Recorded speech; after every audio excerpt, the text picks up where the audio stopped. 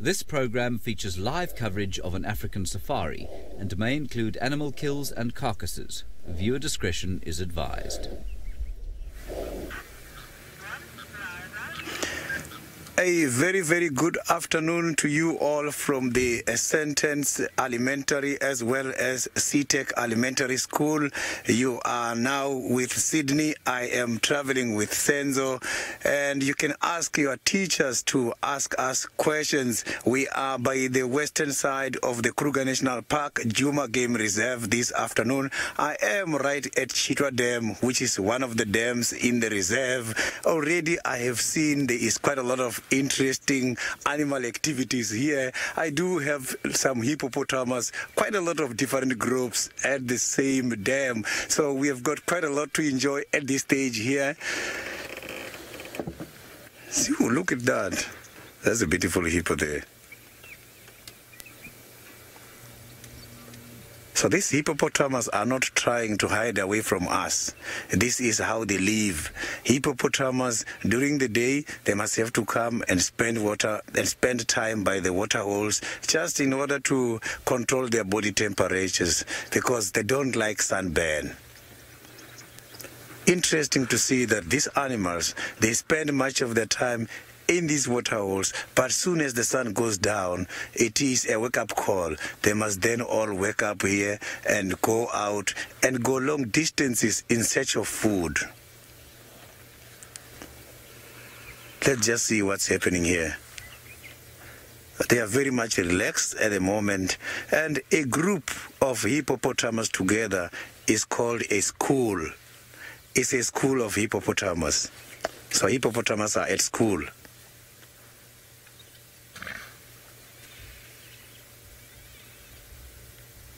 You can see they are all enjoying the sun because it has been very much cold here in this area for the past couple of days. So today is the first day the sun is very hot like this, which is good and appreciated by animals such as the hippopotamus.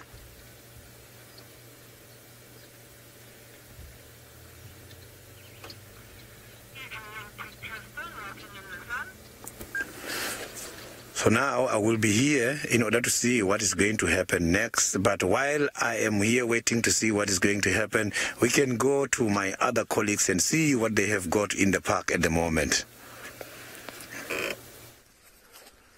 Well, good afternoon, everybody, and welcome to our live afternoon safari. It is a very warm welcome and very good to have you on board. Hopefully you're going to be asking us lots of questions as we explore the wilderness in a very different way. So you've seen Sydney's on a vehicle, but we're going to be out on foot, and we're going to try and find a lot of the smaller things that you might not see from a car. We're also going to be able to look at tracks, so little footprints that animals leave, and so it should be a really good afternoon. My name is Tristan, and on camera I've got David this afternoon, and we're going to try and show you all kinds of smaller, interesting things. Now, one of the things I was saying that we look for is tracks, and so there's lots of different types of tracks that often get left by the animals.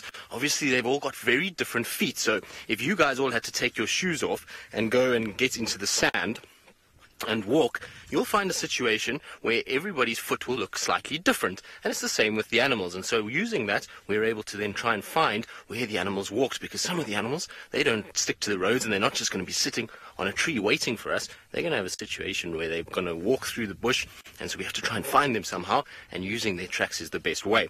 Now, when you come along onto a road like this, you can see that it's very kind of sandy, very loose sand, and it easily leaves a footprint. So these are some footprints from us where we've walked around, but next to it is a footprint of an animal. Now, it might not be very easy to see, but if you have a look here at the back, I'm going to get a stick for you, sorry David, but if you look here at the back, you can see that there is a little shadow that is coming down. Now, that shadow's got two lobes at the back, so that's how we know already that this is for a hyena, because the hyenas have two lobes. If it was a lion or a leopard, we would have a third lobe, and it would have these three little sort of round circles at the back.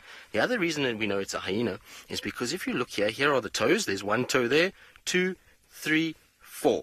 All right, so 4 toes on a hyena, and then you'll find little claw marks at the front. So a hyena has its claws out and it leaves a little mark like this. And so this hyena would have been walking around last night. We've had a bit of wind today, and that's blown some of the wind into the track, and that's how I know it's from last night. Also, hyenas are more nocturnal than they are diurnal. So by looking at tracks like this is how we're able to find animals and see if we can try and track them down and actually locate them. And it's a very, very important skill to learn out here. So it's something that we practice quite a lot, and we'll try and see if we can use this afternoon to find you some interesting things. Now, you've met Sydney, you've met myself, but there is a third member of the team that is out and about. His name is Ralph, and he wants to say hello.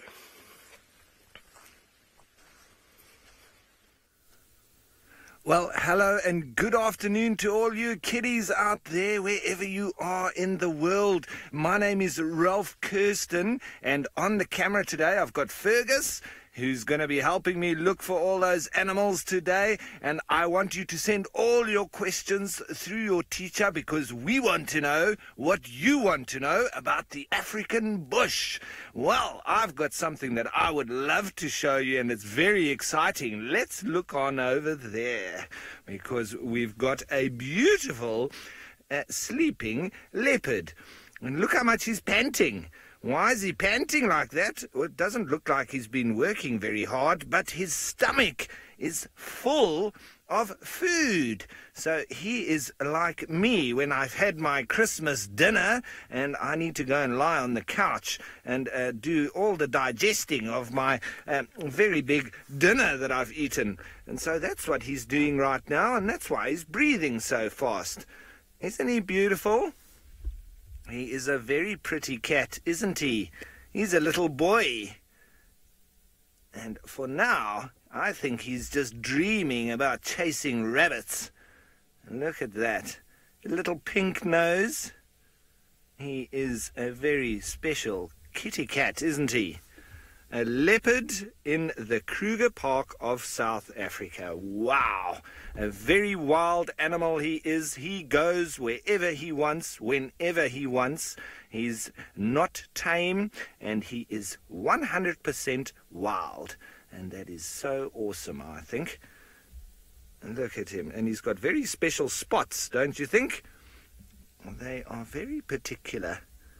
Got spots all the way down, the black spots, and then some of them are like rosettes, little roses with brown colour on the inside. He's got a very white belly with lots of black spots there as well.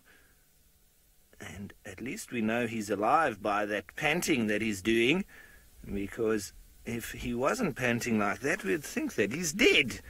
He's just really so relaxed now. Well, it seems like there's all sorts happening this afternoon, and we're going to sit and see if this little beautiful leopard gets up anytime soon. But I'm going to send you over to Sydney at the waterhole.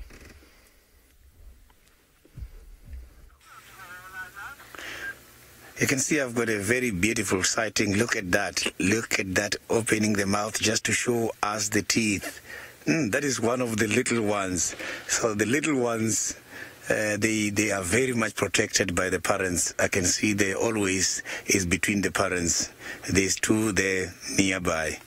So what we have seen just now is how the hippopotamus shows that they are happy or not. When the hippopotamus are not happy, they will open the mouth just like that one did and start just spreading water everywhere. Their teeth are very much long. They can grow up to 50 centimeters. So you can see that is quite a very long size. It is a very peaceful animal during the day when they're by the dam, but because of going distances in order to use those teeth for grazing purposes, they can be dangerous outside the dams.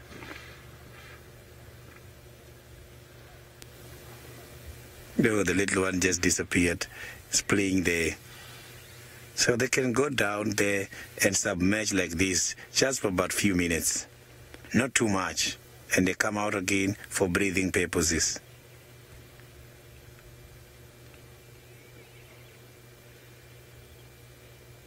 There it goes again. So look at that. The head is arranged in a very interesting manner, because they look at that. Beautiful, exciting. I really love hippos. When they're opening the mouth, is so very much stunning. quite a very long mouth. When it's opened, it's just like something very big.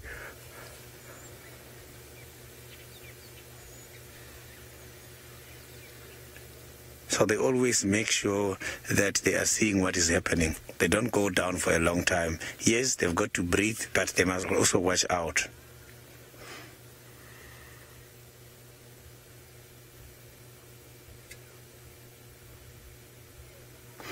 They are in a very peaceful mood.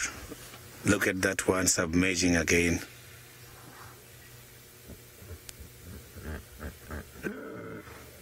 Did you hear that?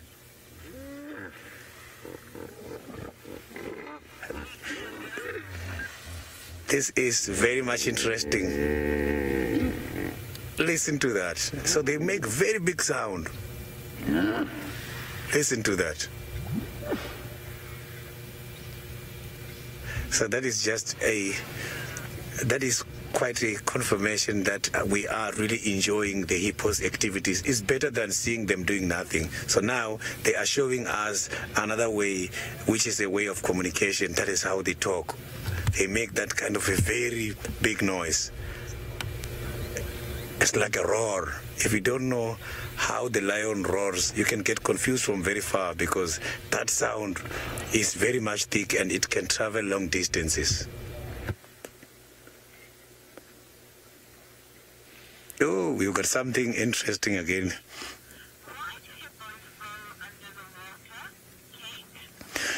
Kate, I've got your question. The reason why the hippopotamus has to go underwater is about maintaining the body temperature. So they must have to every time go down, and then they come out again for breathing. When the sun is getting too much hot, they go down. These kind of animals, they are lacking of sweat glands. They don't sweat. So they must have to control their body temperature by going out, in and out again, just like that. So they experience too much sunburn. You can see again, it's going down. But when the sun is not too much, sometimes they come out. So I'm still going to see what's going to happen here again next. Now we can go to Ralph and see what Hosanna is doing on the other side.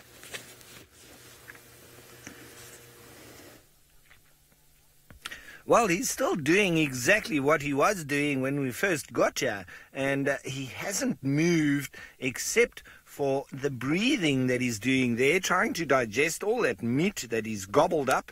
And Samston, thank you very much for your question.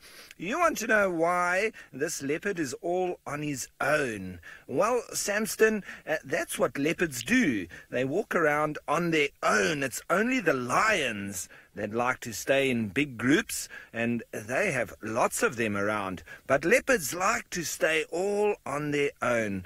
The only other one that likes to walk around in groups sometimes are the cheetahs.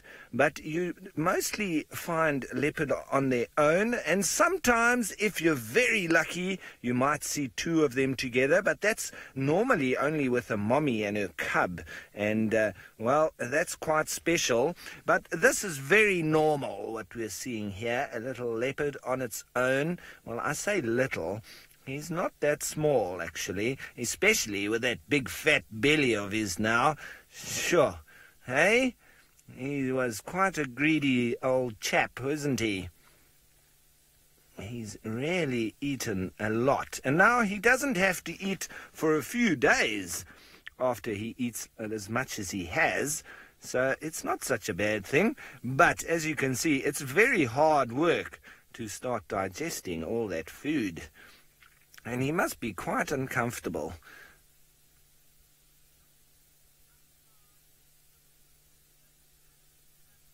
Now, Abigail, you know what is so amazing about the wild is that the animals take care of themselves. So all we do is we show you what the animals get up to, but we don't look after them. All we do is put the camera on them and watch them. So that's all we do. We use a camera. Sometimes I use my binoculars as well, and we just drive around and watch the animals doing what they do. So we don't look after them like they do in a zoo, where they might go and feed them and wash them and look after them like that. All the animals out here, they're so clever, they can look after themselves. So that's what's so nice about wild animals. They look after themselves, and you know what? They enjoy that more than being in the zoo, because that's a very small space. Imagine you could run around wherever you wanted to, and then just one day your mom said, you have to stay in your room because you've been naughty. You don't like that, do you? You don't like staying just in your bedroom. You want to go and play outside and run all over the place and do whatever you want to.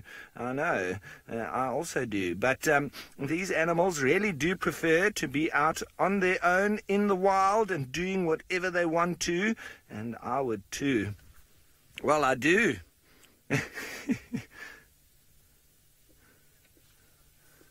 Okay, so this sleepy cat, I think, isn't going to be doing too much. So we might move on a little bit, and I'm sure that we could come back a little bit later, and he wouldn't even have moved. Well, I'm sure he's not going to move. He's got a very big tummy, and the reason why he's got a big tummy is because as we've been walking through this block, we've noticed something, and I have a theory as to how Hosanna ended up with a meal and a very, very big tummy. Now, when you're walking out in the bush, it's often very good to look for all kinds of clues that can tell you a story, because ultimately everything out here has a little story to it. And so what we do is we walk along these pathways, because these pathways are where all the animals move. It's like a little highway, so it's a road. You can imagine when you come out of your house, you take the same road.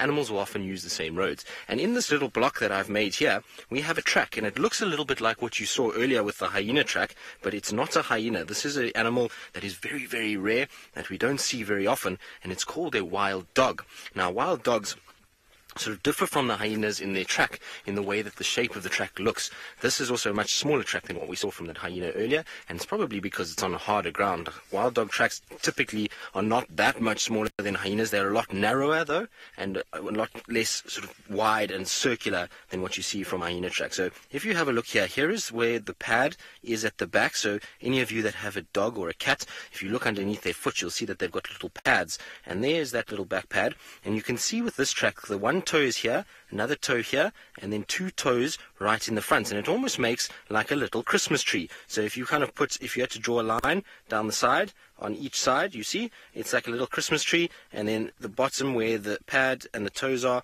comes along, and then this is the pad here, so it makes like a little Christmas tree effect, and that's how you can kind of recognize a wild dog track.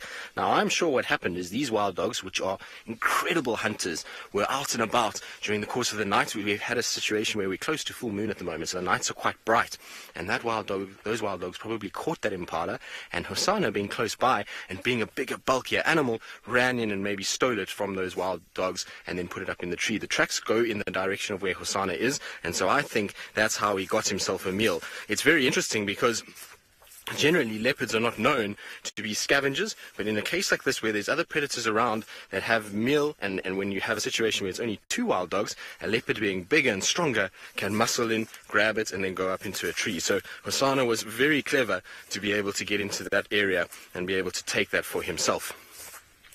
Good, well, we're going to carry on through these thickets and keep our eyes open. We're constantly looking about and trying to see what there is around us. We're looking for all kinds of small things, as well as to just keep our eye out in case there is any leopards or elephants or something like that around.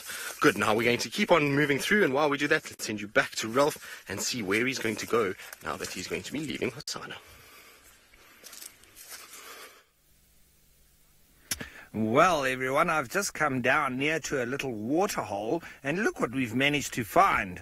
This is an antelope, and it's a boy, and he's got nice big horns and a beautiful coat with long white hair all the way on the top and little white stripes down the side. And he's also got a white stripe on his face there, a little bit like an American football player. Hey, you can put on those stripes just below your eyes. And this is called an Inyala. Now, Savannah, thanks for your question, and you want to know how we stay safe. Well, Savannah, we understand and we respect all the wild animals out here, so we know which animals are dangerous and when they are dangerous by watching them and the way that they react to us. So we just watch them and we know when they're angry with us, and we'll maybe just then get out of their way. Like this male Inyala that's making his way now. He was a little bit angry with that other Nyala a minute ago, and I think it's because maybe he came a little bit too close to his girlfriend. And now that we're down next to the water, there's all sorts of little creatures that like to stay in the water, and one of them is a beautiful reptile.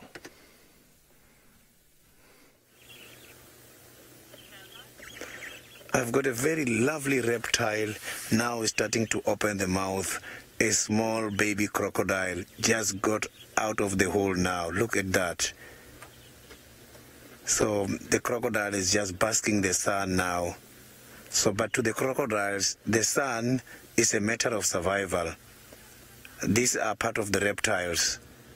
So reptiles, they depend on the energy from the sun in order to survive the body. Since they don't convert a lot of food into energy like we do. So crocodiles, they are carnivores, meaning that they've got to depend on hunting. They hunt and kill other animals for their survival. So look at that mouth open. This is quite very beautiful. Look at that.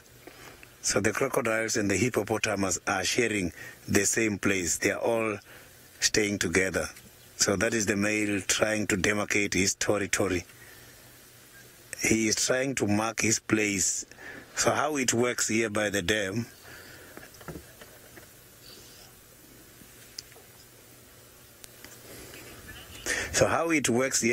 is very much interesting. There is something called a territory. So a territory is just a small piece of land where the animals are marking to say, this is my place, I am staying here with my family, and I don't want problems. So what that animal was doing now, he was trying to mark his place. So the crocodiles and hippos don't fight because they don't compete for anything.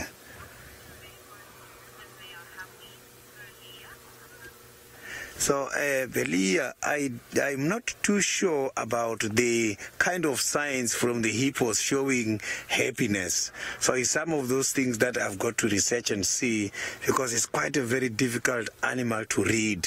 So I'm going to have to check a lot of different behaviors so that I can count and see when they are happy. When they're not happy, I know. But when they are happy, it's difficult to tell.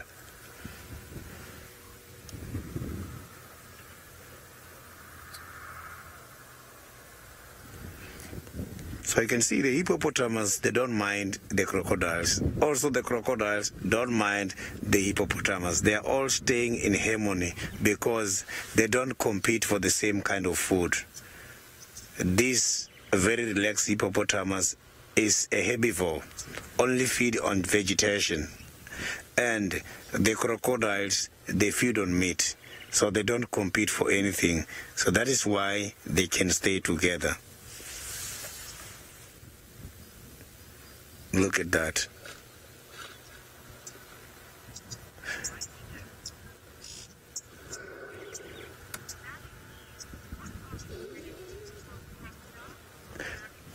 Naliki, the crocodiles, they've got a very low survival chance. The big birds, such as the fish eagles and other kind of eagles, they take the crocodiles. Fish eagles, they take them a lot. So those are some of the things which are controlling the population of the crocodiles in the wild. So hippopotamus are not part of the predators. But also the cats, such as the leopards, I have seen them, they also hunt and catch the crocodiles. The fully grown one, they can be able to go and swim and follow the crocodiles and catch them. Crocodiles are also very much powerful, but the leopards can defeat them. So now we can go to Kristen and see what he's got on the other side. Well, I've got one of the most amazing creatures that is hard at work. Now, there's many things out here that are pretty incredible, but none more so to me than the termites. And so that's what we're busy watching now. We're watching a group of termites that are busy feeding ferociously as they go. Now, what we have is essentially a ball of elephant dung. So there's a massive ball that has been dropped by an elephant, and elephants eat mostly vegetation. So we've got a situation where they're eating bits of grass, bits of branches, roots, bark, all of those kind of things. And the thing with an elephant is that it has a very bad digestive system. So we have a situation where the ellies themselves, when they drop their ball of dung, there's still a lot of things that can be eaten inside there. They only digest a very small portion of how much they consume. And so for things like termites, it's actually a really interesting sort of food source, because most plant materials contain certain cells inside them that is very difficult for the termites to break down, or for insects to break down. And so once it passes through the stomach of an elephant or another animal, that helps already start that breaking down process. And it becomes easier for the termites to actually feed off it. Plus, it's a very easy way to get the food that they need. The elephants go and they get everything for the termites, and they deposit it in one little place. And it's like going to a supermarket to go and get all your favorite foods, or actually, in fact, you don't even have to go to the supermarket, because generally it's delivered on your doorstep. And you can actually see that that is the case here. So I'm sitting on the top of a termite mound currently, and so the elephant has basically delivered a food parcel right to the termite's door. And so the termites will then try and get as much of the food from this elephant dung and then incorporate it into their termite mound, which is what all this soil is on the edges of the dung itself, and then they'll try and build their mound almost around it and utilize as much of the food as possible. Now, what you can also see is that there is actually a massive war taking place here. So inside this, now that the termites are out and about, you can see that there are ants that are trying to actually kill the termites. So if you look, there's going to be little dark ants that are inside there. Here's a good one here, David, if you can see, there's a little ant, and it's actually attacking the termites there as we speak. And so what's happening is these termites are all the worker termites, and the soldier termites are much bigger and stronger, and they've got very sharp pincers and can spray a thing called formic acid. And they're not around at the moment, so they'll come soon. As soon as the termites are under attack, they'll release a pheromone, and those soldier termites will come to try and protect them. But in the meantime, the ants are going to try and raid this and try and get as many termites as they can. And ants are incredible animals. They're probably one of the most ferocious predators that we have out here. We often think about lion and leopard and wild dogs and all of these kind of things that hunt down other animals, but actually ants are the ones that are really probably the most ferocious of them all. They work together as a unit, and they'll often take things that are much bigger than what they are. So you can see these ants are very small in comparison to the termites, but yet they're able to overpower them because they use each other as basically a force to be reckoned with. And much like a gang, they surround their target, and then they try and grab it and carry it off. It's really quite something to see, and it can be a little bit difficult to watch because the poor termites are pretty much defenseless. And so you've got a situation where, the ants just run in and it's an absolute buffet for them. So the elephant has attracted the termites, and the termites have then in turn attracted the ants. So, Abigail, yes, the termites will lay eggs. Inside here, they will have a whole bunch of eggs that have been laid. So what we have in a termite mound, and behind us is actually a really good example of this, is a huge termite mound. So if you look here, this is how big the termite mounds can be. So I'll go and stand up on here. I'm quite a large fella. I've got I'm about 6'2", so I'm a very, very tall person, and it means that this is massive. So this is where the termites live. Inside here is a queen termite, so a big termite that lays lots and lots of eggs every single day, and she will produce them, and as she produces, so other eggs are hatching, and workers and soldiers and reproductive termites are all being selected by pheromones in her body. And basically, as she lays eggs and more workers are produced, so the termite mound gets bigger and bigger and bigger, and they'll do that normally in the summer months. So when we've got a bit of rain, it's easier for the termites to dig and to get particles of soil, and then they bring the particles of soil up and they'll put it on the edge or the surface, and they'll mix it with their saliva and their poo, and then they'll make like a concrete. And you can see, if I walk on here, that it's incredibly strong. So things like elephants and buffalo that weigh a lot, they can even walk on here and they won't damage this. So it goes to show you just how amazing it is. Now right on the top, you'll notice that there is this big structure. So this is the chimney of the termite mound, and this is where they are able to control the temperature. Now it's winter at the moment here in South Africa, and that means that the afternoons and the evenings and the nights are very, very cold, and so it's all closed up at the moment. In the summer months, what you'll see is that they'll open this up, and this will be a vent for the heat, and all the heat will actually come out. And if you come here and you actually touch this mound, it's very, very hot. It feels much warmer than the ground down below, and so that's all the heat that's inside here that's keeping the termites nice and warm during the night. Absolutely amazing. Well, from one of our most sophisticated animals, I'm going to carry on and see what else we can find. In the meantime, let's send you back across to Ralph and see where he's gotten to. Well, everyone, I'm driving backwards. Well, not just because it's fun to do that, but because also we have found the largest land mammal. And what is that? Can you tell me what the largest land mammal is? Come on, kids, send your answers in. What is the largest animal that stays on land? I'm going to now get us in here a little bit, and so that we can see them a little bit better. But I want you to give your answers. What is the largest animal that we have here? Come on, kiddies. He's so big, but he can still hide so well in the bushes. Let's go through here and see if we can find him. Now, what's the answer? Come on. Come on. Where is he? He's hiding behind the tree. He's a little bit shy. But maybe it's just because it's hot and he wants to get some shade. There he is. He's just in there behind the tree. Let's just see if we can get a little... Oh, look, he's rustling the bushes. You to tell me the answer, because look there through the bushes. What animal is that? Come on, kiddies. What's the answer? This animal is not going to show himself until you tell me what he is. He's got a trunk. See there? There's a trunk. Now, what animal has a trunk? And I bet he's got very big ears as well.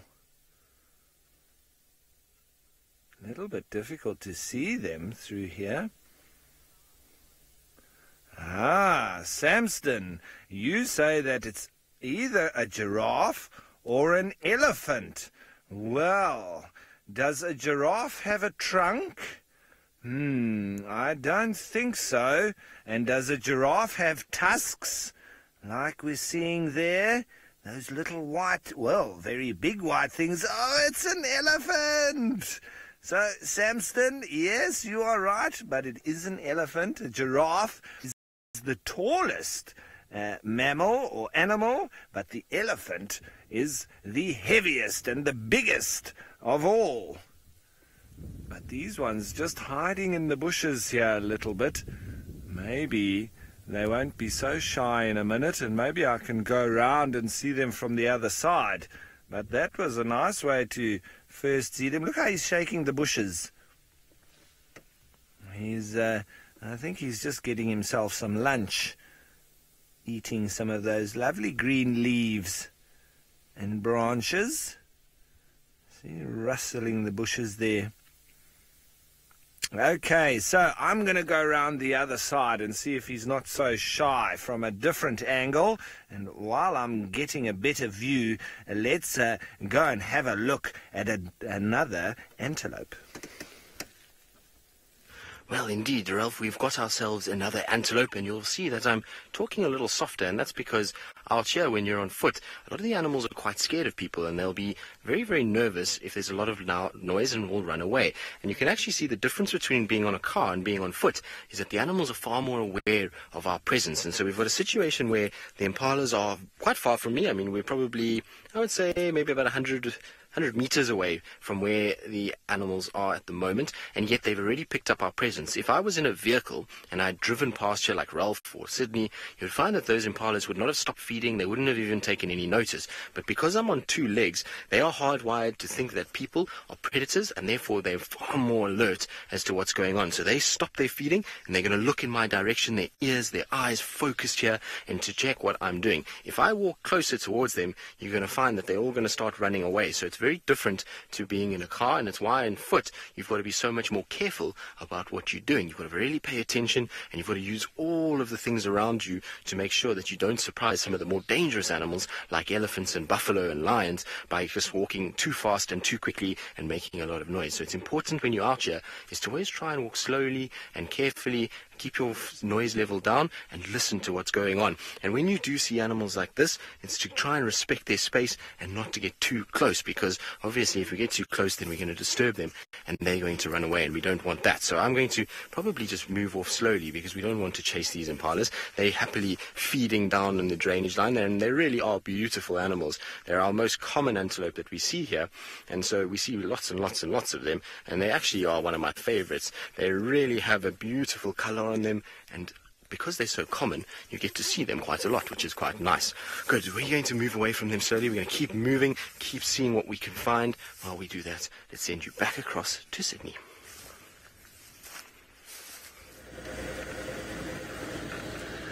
I have got a very quiet place at the moment here where I am. My update. Oh, I've got something very much interesting now here.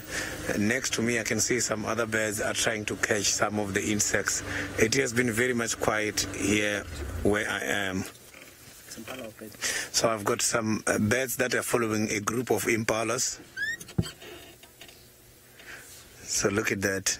Beautiful. You see, these kind of birds, they are going after the impalas as if they are managing the impalas feeding, whereas these birds are just catching insects and feed while these impalas are going around here. But impalas, they also get benefits from these birds because when there is any predator, a predator is an animal that hunt and kill other animals. When they are predators, birds can give kind of alarm calls and assist these kind of animals. So there is a good relationship amongst birds and animals. So the bird that we just saw now, I didn't manage to see it very well, but it was like a flycatcher, if not the fork-tailed drongo.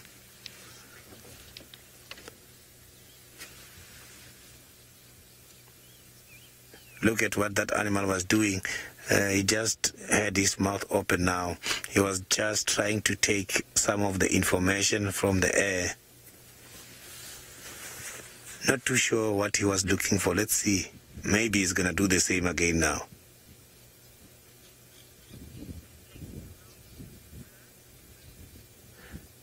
So now let's go to Ralph and see what Ralph has got on the other side.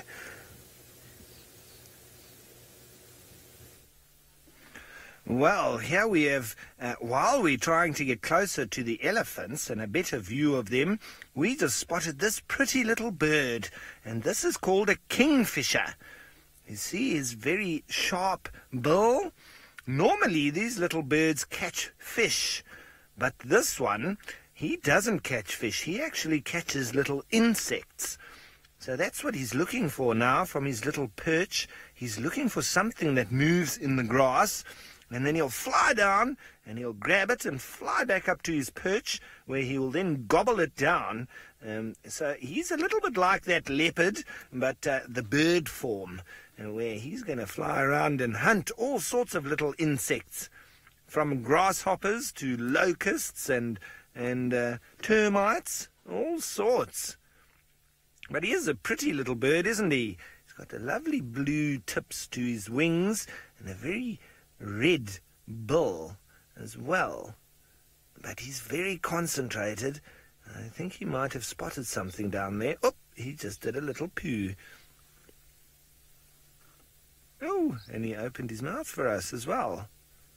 But he's really concentrating. See that? Wow. A very pretty little bird. I'm hoping that he's going to fly down soon and catch something that we might actually see it. Oh, there he goes. Has he flown off? Is he going to come back? Let's just see. I see him flying around on the other side. Okay, well, let's carry on and head back towards where those elephants were. I'll just have a look and see if that kingfisher's not through on the other side. Maybe he caught an insect. Maybe he's busy eating it. Let's just go and have a look. I can also... There he is. There he is. Yes, he did catch something, and he's just swallowed it down. There he is. You see him just through the bushes there. That's it. He just swallowed it. Wow. Very clever little birdie, isn't he? That was very cool. Hey? He's a very good fisherman and hunter. Now, Valia, thanks for your question. These little kingfishers, they'll make a hole in the ground, but normally on the side of a river, or like where we are now, this is a dry river. You see here, he'll make a hole in the side of the soil, and he makes a little hole, and then he goes inside, something like that, over there. Okay, he'll make a little hole there, and then he makes a nice little nest inside the hole. So that's where the kingfishers make their nests. They don't make their nests in trees. They'll make it in the side of a bank, in the sand. So they are a little bit different to the other birdies. But they are very, very pretty and special, aren't they? And he's a very good hunter. Very concentrated. You do need to be if you're going to catch your food. Not just like going down to the shop and buying a hamburger, is it? He's got to catch his food, so he needs to be very, very fit, and he needs to have good eyes, and he has to have a sharp bill. There he goes again. Oh, he's just flown to another branch. That's it. Wow, he's really showing us now. I'm sad we missed him eating that little insect. But he is very pretty. So I'm just waiting for him to fly off, and then I'm going to move forward and we try to find these elephants again. And that's going to be awesome. And maybe the elephants will even go down for a drink. But it seems like I'm not the only one that's found another bird.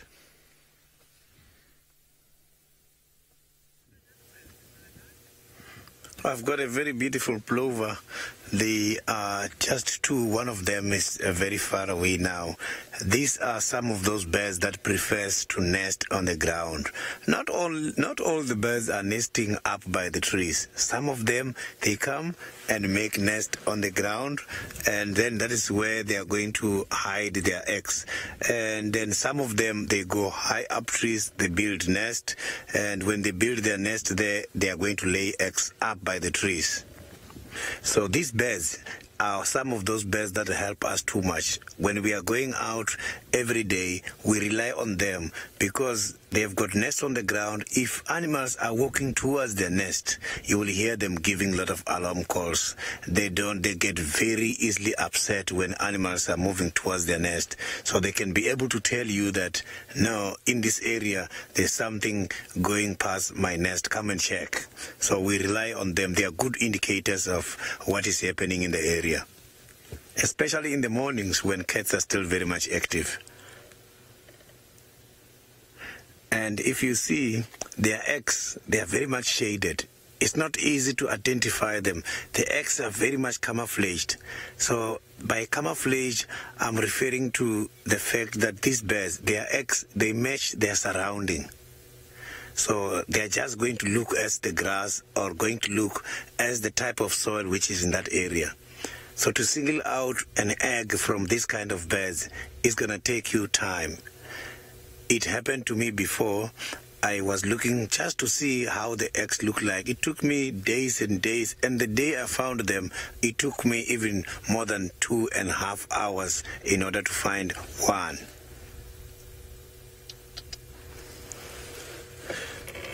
So now I will just be going towards east of the park at the game reserve and see what we are going to see. And now is the time for me to say goodbye. It has been very much great having me here in this kind of a program. And thank you very much for your questions and your comments. Let's meet again tomorrow at 3 o'clock.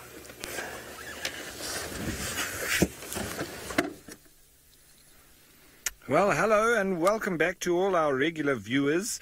We're coming to you live from the Djuma Traverse in the Greater Kruger National Park of South Africa.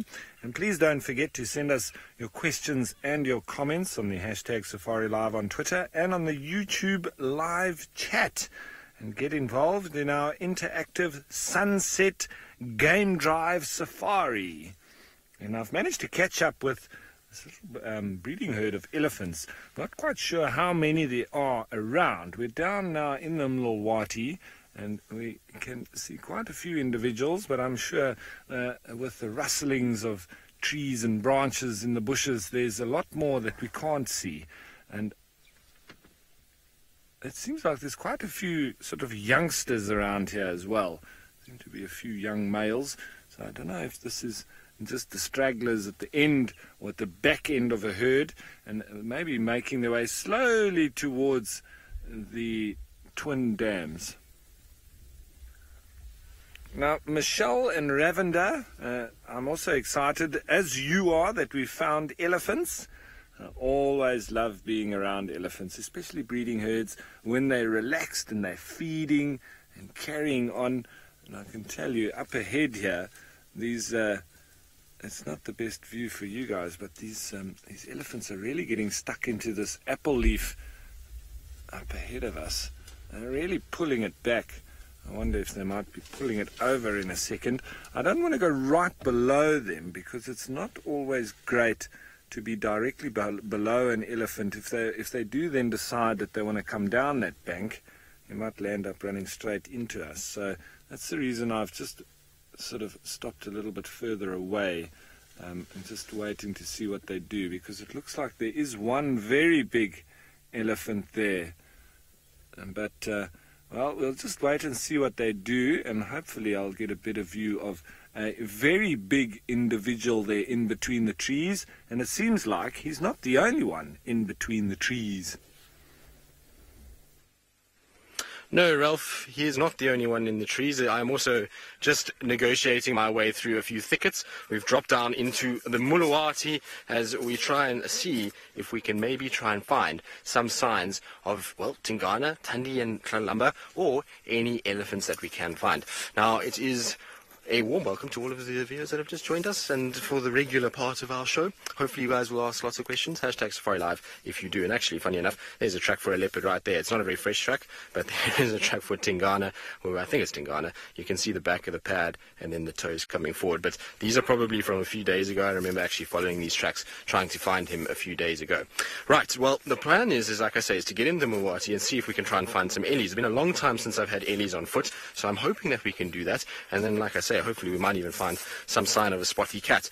Now, it's unfortunate that I seem like it's every start of the week to be a bearer of bad news at the moment, but there was a situation this morning where somebody sent me a photo of a leopard that was on Hofmans crossing into Arethusa. Now, that particular leopard was Kuchava, and the bad part about it is that it seems as though Kuchava, for some reason, must have lost her cub.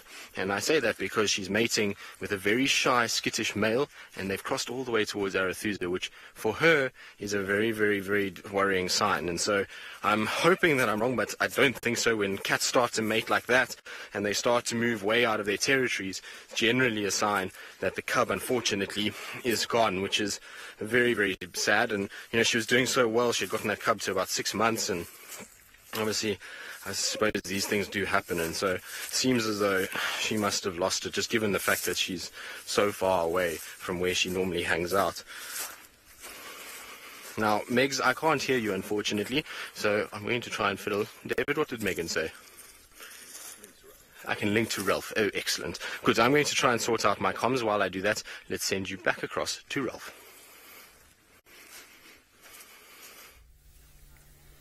Well, and here we are again with the elephants, and I won't be moving anywhere too fast anytime soon, because they're starting to come all around us, and so we're getting a little bit blocked in here, but that's one of my favorite things, is to be in amongst an elephant herd, and they hold you hostage, because if you start your vehicle, you give them a bit of a fright, and then they'll maybe be a little bit nasty to you. So we'll just sit and enjoy being in amongst them. It's such a privilege. And this one coming down the bank, but there's lots of branches in front, so it's sort of moving them out the way as it goes. Look there. He needs to get those very big branches there out the way. Look how he's putting his ears out. He can hear me talking, so trying to make himself look bigger as he moves through there. Little youngster.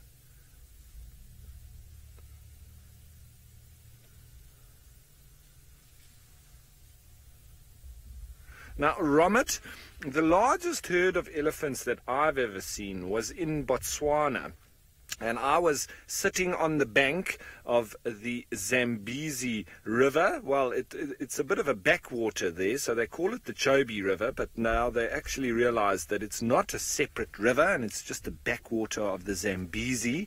And we were actually going on a houseboat. So we were just then off the houseboat on a little island, and we were watching these elephants on the opposite bank. They were coming to a little mud wallow, and for about 3 to 4 hours we sat on the bank and watched a permanent line of elephants come to the mud wallow, throw mud over themselves, and then walk into the forest. And I'm pretty sure that it wasn't all one herd, but I can't be sure.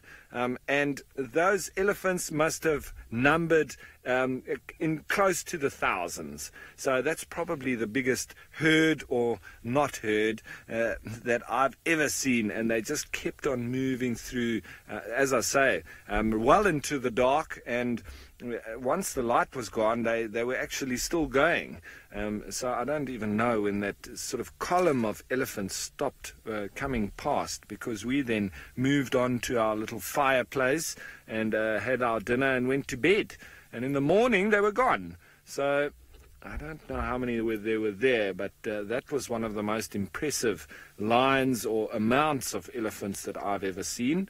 And I've also in Savuti, also in Botswana, probably in one group where we've driven up to them, it was probably in the region of about 200 elephants that I saw in one group. So that's, I would have to say then, the largest herd that I've ever seen. But all of the big herds of elephants that I've seen have mostly been in Botswana. And there are a lot of elephants there in the Chobe National Park, and Savuti and Selinda, Linyanti, all those parts, lots and lots of elephants. I saw a lot of elephants in Namibia as well, and those are the largest elephants in the world. So if you do want to see the most impressive elephants that you will ever see in your life, and those ones go up to 8 tons, whereas these ones here sort of average, I would say, between 6 and 6.5 tons, whereas those Namibian Etosha elephants, not the desert elephants, the Etosha elephants, and it's a known fact of their size, they would probably average 7.5 to 8 tons. They are massive. And those are really, really impressive to be around. All right, so as we watch this little guy throw a little bit of dust over himself, the mid-afternoon dust bath, let's head you on over to Sydney with one of the most iconic African birds.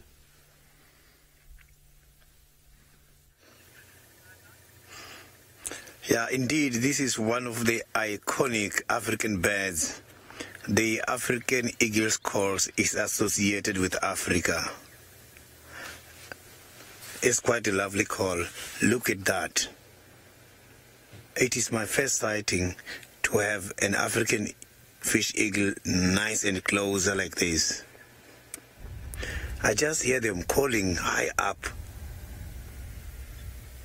Look at that. So these birds can see very well, and they can be able to even see underwater. So, but if you can check, the birds, the positioning of their eyes is correlated with their habit. The birds that are hunting these other animals, including fishing, their eyes are right here on the forehead. And these small birds, if you can check the herbivores, the eyes on the small heads, they are on the side. Birds, they can see way better than mammals because the skull of the bird is much more there in order to accommodate the eyes. And the skull for the predators, the mammals, apart from predators, mammals in general, the skull is there just to support the size of the big brain. So birds can be able to increase the size of the eyes. They can see very well. Let me just give you an example. A hawk can see even 7 times more than we do. An owl can see on dim light 10 times than we do. You can see that these kind of animals are well much gifted. So these birds can be able to fish and they can see underwater from very much far. Look at that. That's quite a beautiful bird.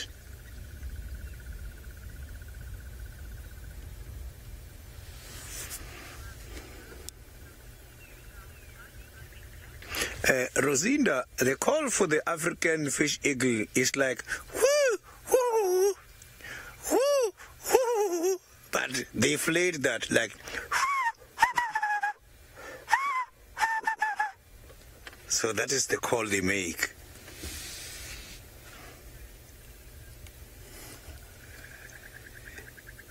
So I wish you can give us a call.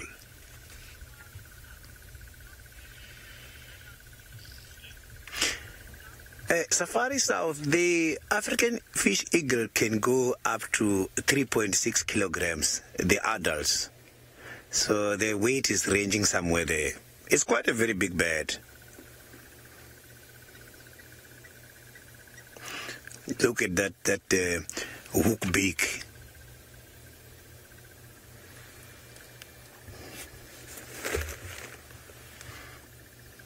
So most of these big birds.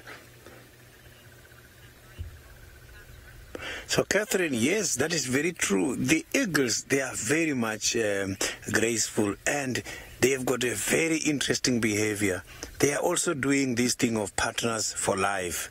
Most of the eagles, they are monogamous. Look at that color, that white color there. I think his kind of diet is helping him for survival because this bird, if he was to hunt, it was going to be difficult because of that bright color. It was always going to spoil hunting. It's good that these birds are just fishing underwater, so these fish cannot be able to see them.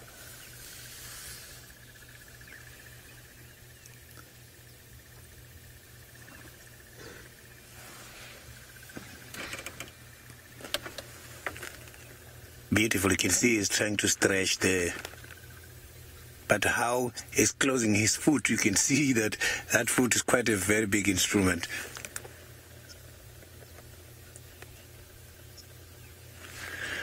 Rosalind, the fish eagles, they come here by the dams not for drinking purposes. They come here for diet. You will see them circling up in the sky when they are looking underwater. The name fish eagle derived from how he is surviving. These kind of birds, they rely on fish. They eat fish. So they are one of the piscivores. Piscivores are the animals. Piscivores are the animals that are hunting. They're mating. I just got something interesting to show you. They have got the water monitors. They are just mating.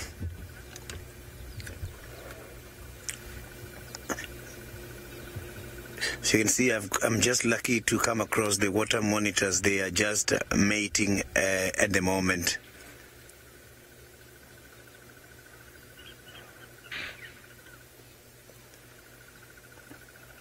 It's something very rare to see. Look at that. You see, they are just crawling with their tongues in and out. So when the tongues are going in and out like that, is when they are using the tongue for navigation and orientation.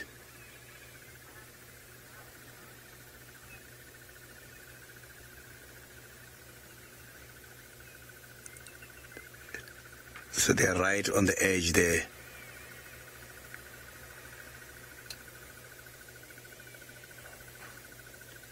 This is something very interesting.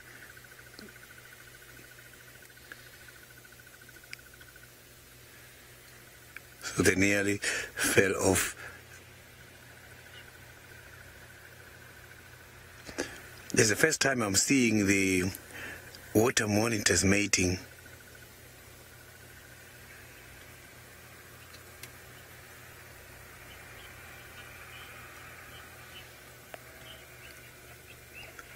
Christy is lovely. To me as well, is the first time I'm seeing this kind of reptiles mating.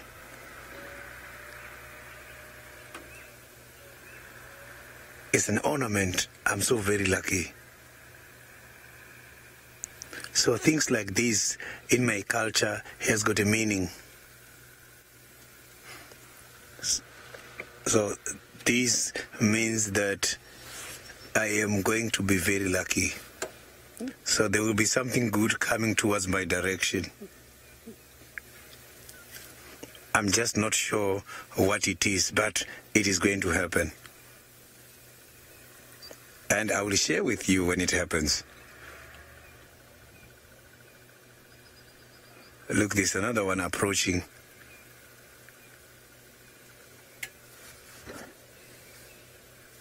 Let's just see what that other one is coming to do, the third one.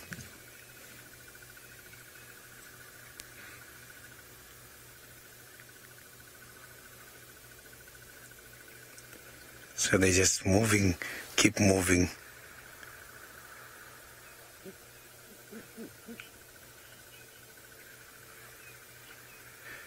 Yeah, Paula, their tails are so very much long, and these tails helps them for balance when they're swimming.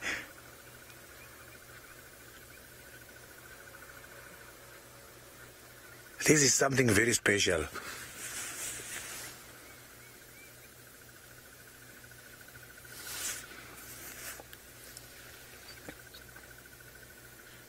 I never saw this happening before.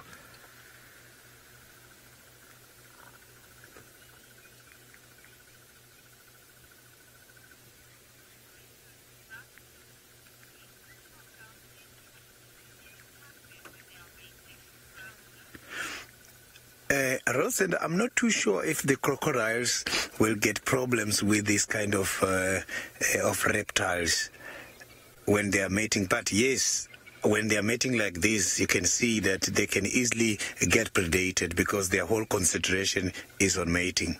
So I'm just very much interested to see what this one is going to do. But that tongue is telling this one that these two in front are mating. And this is how it works. When the tongue is in and out, it's taking information from the air particles and transfer it to the roof of the mouth, where they've got a special organ called a Jacobson organ. Then it will be transferred from the Jacobson organ to the roof of the mouth, where there is a special brain called hypothalamus. And the hypothalamus will inform this rival about everything that is happening there. Let's just see what this one is.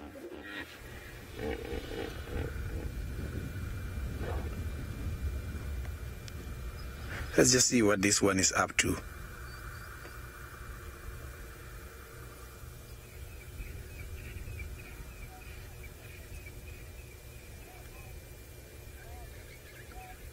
You can see that mating on this kind of reptiles, this takes time.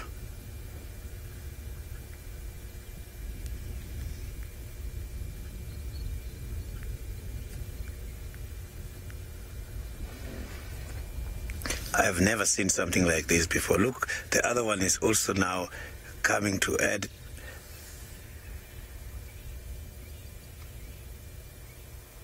What's happening here?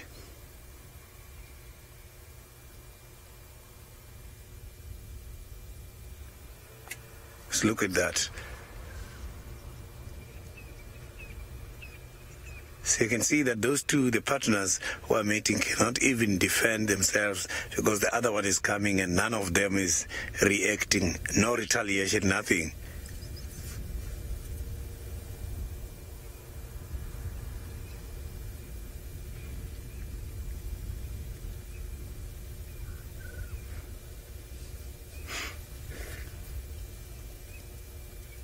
And these kind of reptiles are carnivores.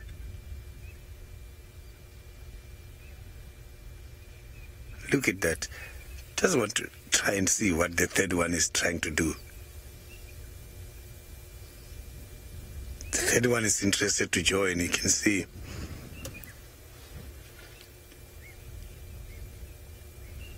This is quite a lovely sighting.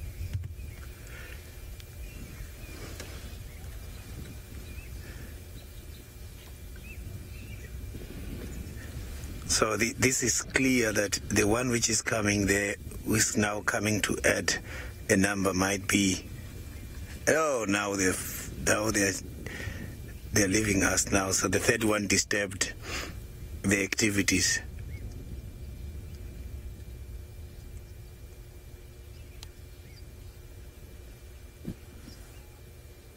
They look like baby crocodiles. So, Michelle, yeah, it was quite very much awesome. We were very, very much lucky. Let me just see what that one is coming back to do. Maybe it's coming back again to continue. I think there's 2 weeks. The small one was distracted. So I'm not too sure if the one who ran away earlier was a female. So things are just happening, you can see.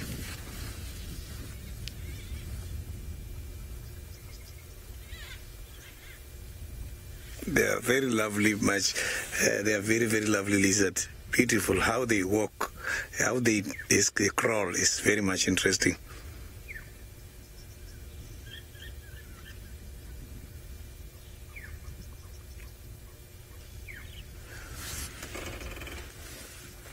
Yeah, it seems like these two are just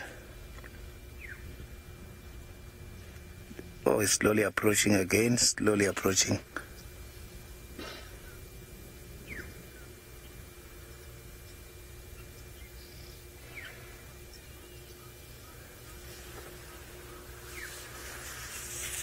Just trying to find out what this one is up to.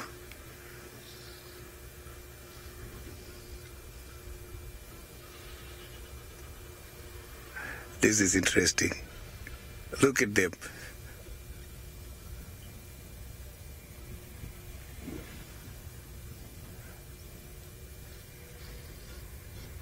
The other one is keep following. So you can see that the one in front is not interested to stop there. Let's see where this is gonna end.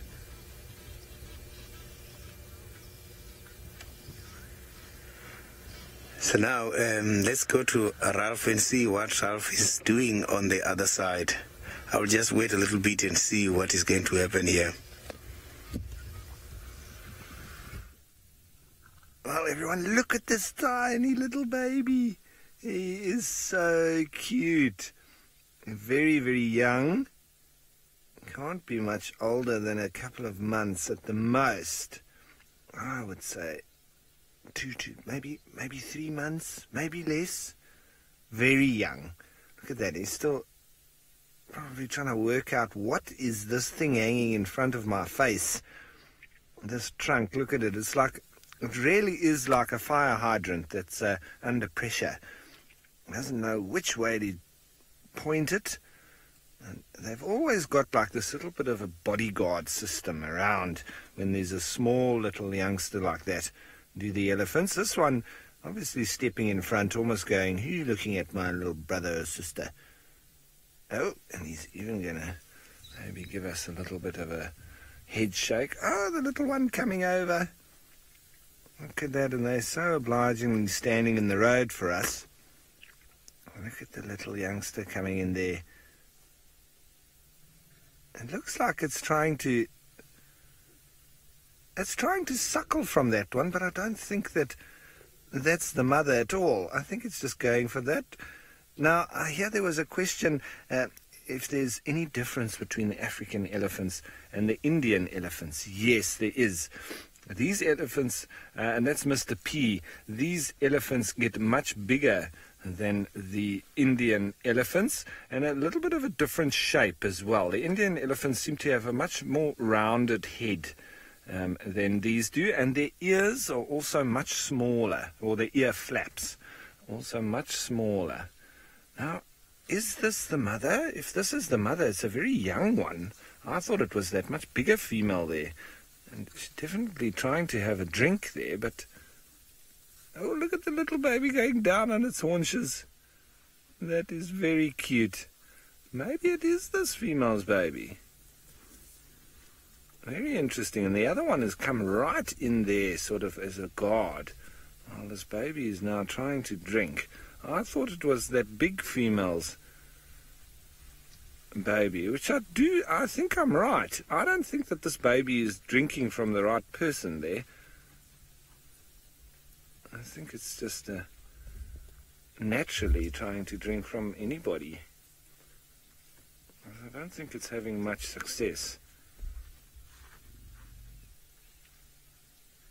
Maybe that's how they do practice a little bit. Now, Deborah, you say you can't get cuter than this. I would have to agree with you wholeheartedly, because I do find elephants fascinating. I really love being in their presence, and to have a little baby like this, how precious. It is very, very precious indeed. And they're all milling around. Some of them still feeding a bit.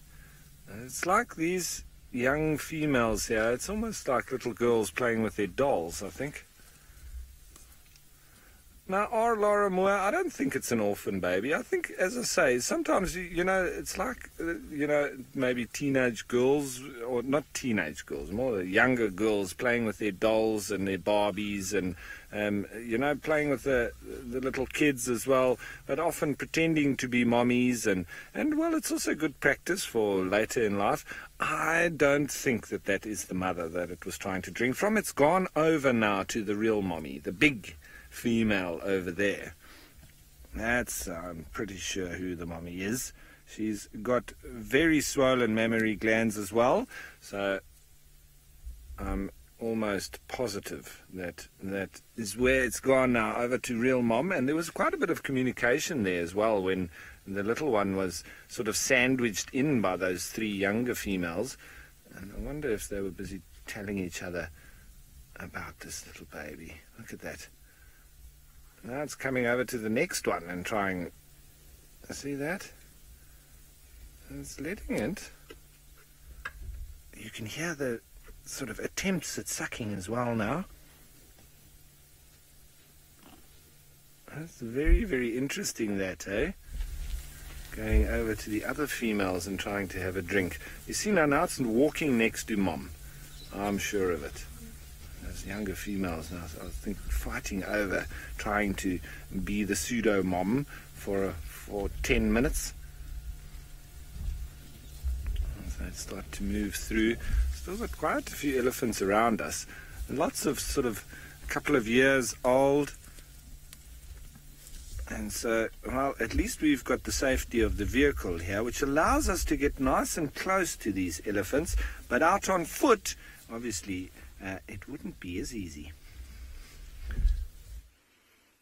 Well, it is completely different, Ralph, and we've managed to kind of get on the side of an elephant herd, and I'm not sure if it's the same herd Ralph has got. We're just in the Milwaukee system at the moment. We spotted these guys on one of the banks, and so we've kind of used the bank to our advantage and gotten as close as we probably can. There's not too much cover from where they are and to where we are.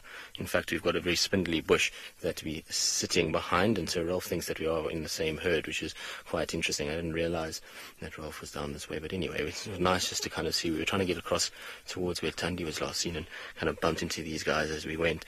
But what's interesting is that there is a big individual that's quite close. So just behind these bushes that are just straight through there, those quarry bushes, there's an individual that should come out towards where we are, which will be quite nice because we're in a perfect place if it does come out of that thicket, that it will be, well, in really nice proximity to where we are. And it's amazing to be with Ellies on foot. It's one of my absolute favorite things to do, is to find a safe little spot and just to watch and listen and observe these gentle giants. So, Kimberly, you're wondering my favorite thing about bushwalk. Well, this is one of them. I think walking elephants has got to be probably up there as one of my ultimate things to do in terms of being out in the bush. I absolutely love, like I say, spending time with these animals. It's so peaceful if you're on foot. If you get yourself into a nice place and you get into a safe area where you just watch them and listen to them and see them going about their feeding, it's a very, very, very surreal experience. So that's probably one of my favorites. And the other thing about bushwalk that I really love is that you get to be able to see things that you probably miss when you drive. It's that you feel a lot more immersed in nature. You feel as though you're a bit more connected to what's actually going on, and it becomes a sort of a much more multi-sense experience where your eyes, your ears, your nose, everything kind of becomes engaged. Whereas on a vehicle, you use your eyes a lot and you use your ears, but it's not quite the same thing as being on foot. You kind of connect a lot more with nature. When you're on foot, you feel as though you're a part of the system rather than just being an observer in the system. And that's, for me, is absolutely amazing. And to be able to kind of utilize that to see all the different little things that we get to see out here in terms of animals and plants and insects is absolutely amazing. So my favorite thing is probably that you get this ability to connect with nature. Now, I was saying just now that these guys, there should be one Ellie that was hopefully going to come out very, very close to us, but I think it might have changed course. I can still hear it feeding fairly close by. It sounds as though it's just somewhere in that general direction, and I was hoping that it would just come out into this little clearing, because it would have been an absolute perfect spot if it does move in this direction. So we'll just be patient and wait and see. It's pretty cool just hearing them actually on foot. We've obviously got Rex that's looking after us and making sure that we're nice and safe, and we don't really have probably the best place, but the wind is right for us. We're in a situation where we're at least somewhat kind of hidden, and the Ellies have absolutely no idea that we're here. And that's the sort of key to having a successful walk, in my opinion, is to try and get in and watch these animals and observe them and get out without them noticing you is probably the best thing that you can possibly do. So I'm thoroughly enjoying the fact that we've got ourselves into this situation, and hopefully we'll get rewarded with a nice clear view of one of the Ellies as we go. Right, now, while we sit with these big giants and we try and see if we can... Oh, you can see Ralph. Well done. There goes Ralph driving through. You can just see his antenna as he goes. But like I say, we'll sit with these Ellies a little while longer, see if they're going to emerge from the thicket. And while we do that, let's send you back across to Sydney and his ever-interesting monitor lizard.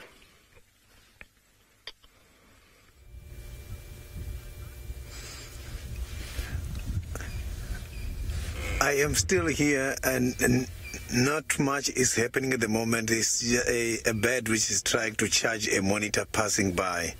So I think it's a decop there. It's trying to charge. The monitor was coming to pass, and I could see that bird was spreading the wings, trying to look big in order to scare the monitor. So not much is happening now. The monitors decided to, I can't see it very well, but I think it's a decop. That bird is one of my, on the ground, is one of my interesting birds. You will mostly see this kind of birds very close to the crocodiles. When the crocodiles open the mouth, they go there and pick up the piece of meat stuck by the teeth. So they act like dentists to the crocodiles. So crocodiles, they do get a very good benefit from staying much closer to these kind of birds. So that is a kind of relationship which is called a mutualism, because both crocodile and this bird, they are getting benefit from that kind of an exercise. So now I am just going to try and move on here and see if I can find other interesting things. So those water monitors, they have decided to relax now. Nothing is happening at this stage. You can see the other ones are trying to pick up the scent, so that is where things were happening. So it means there might be some kind of pheromones sent from the mating activities.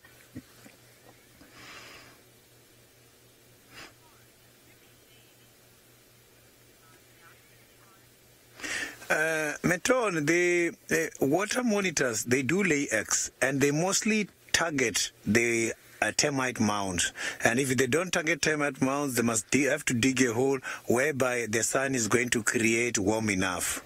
So they mostly go and lay up to 40 to 50 eggs inside the termite mound and abandon the eggs. So the temperature which is created by those insects, termites, will then help to incubate those eggs.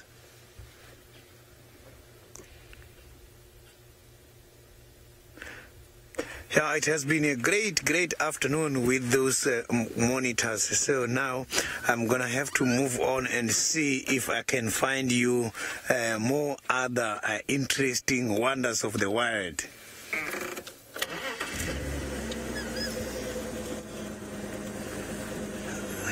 So this kind of reptiles, they are oviparous. So it means they are egg-laying animals.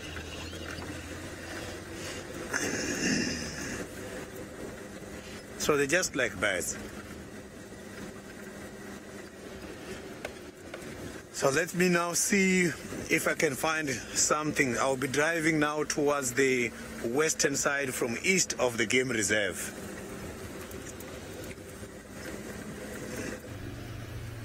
Well, everyone, that's almost what I'm doing. But what I'm doing now is I'm just driving to Treehouse Dam, because those elephants are sort of making their way from Nimlolwati up in this direction towards Treehouse Dam. And I'll just wait there a little bit and see if they come on over, because it's always wonderful to watch elephants when they come through to drink, especially when there's little babies around and they start playing around and all of that.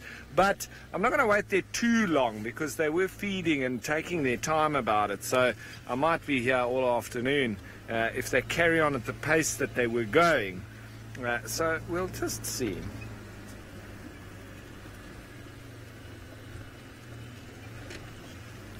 Now, Proud Cap Mama, good question. Do elephants play a big role in maintaining the biodiversity? Absolutely. They can play a big role in maintaining it. They can also play a big role in breaking it down.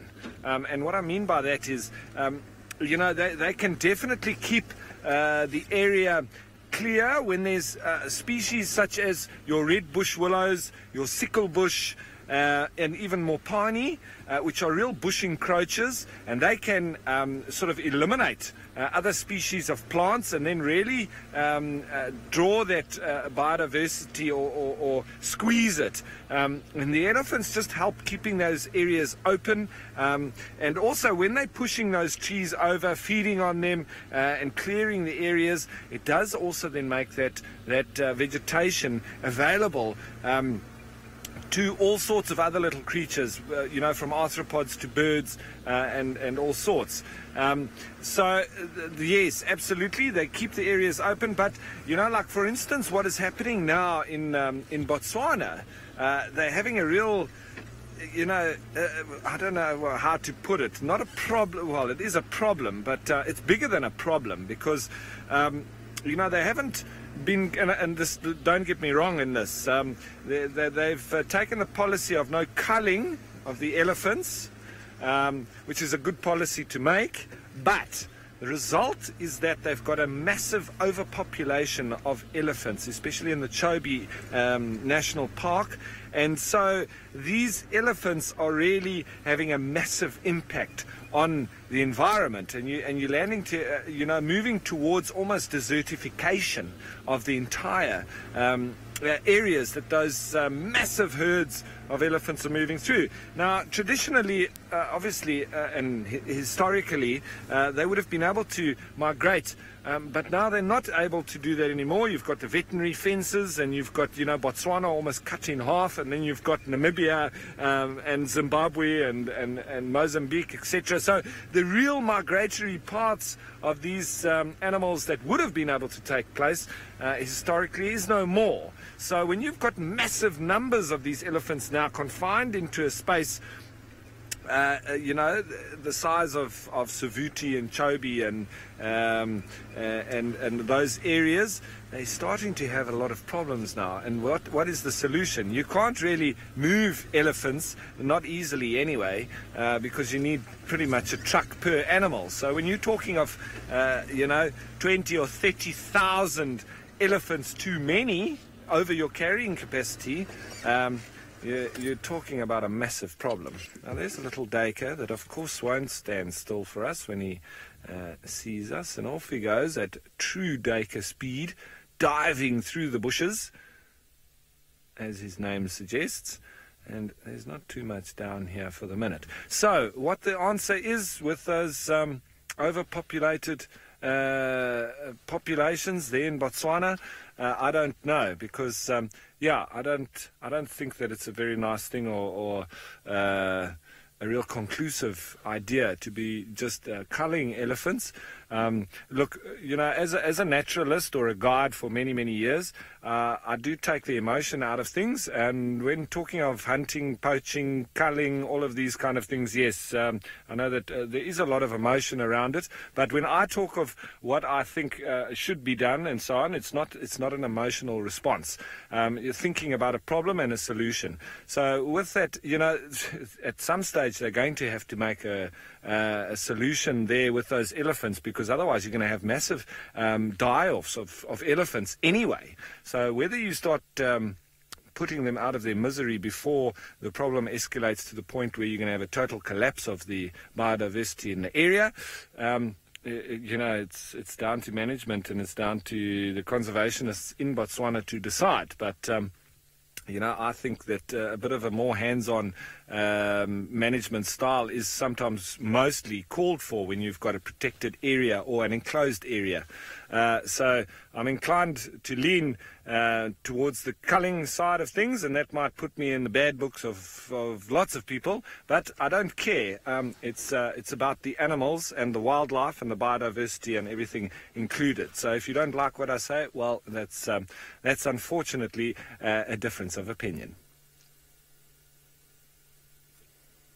Well, Ralph, we are sitting now in amongst these ellies, and we've found ourselves the perfect spot, and I'm super excited because we've got ellies all around us at the moment. And basically what we've done is we've gotten up onto a nice big termite mound just on the northern side of where the ellies are, and they're slowly but surely feeding their way towards us. Now, I am whispering because, well, the closest elephant I would imagine from where I am right now is less than 50 meters, in fact about 40 meters away.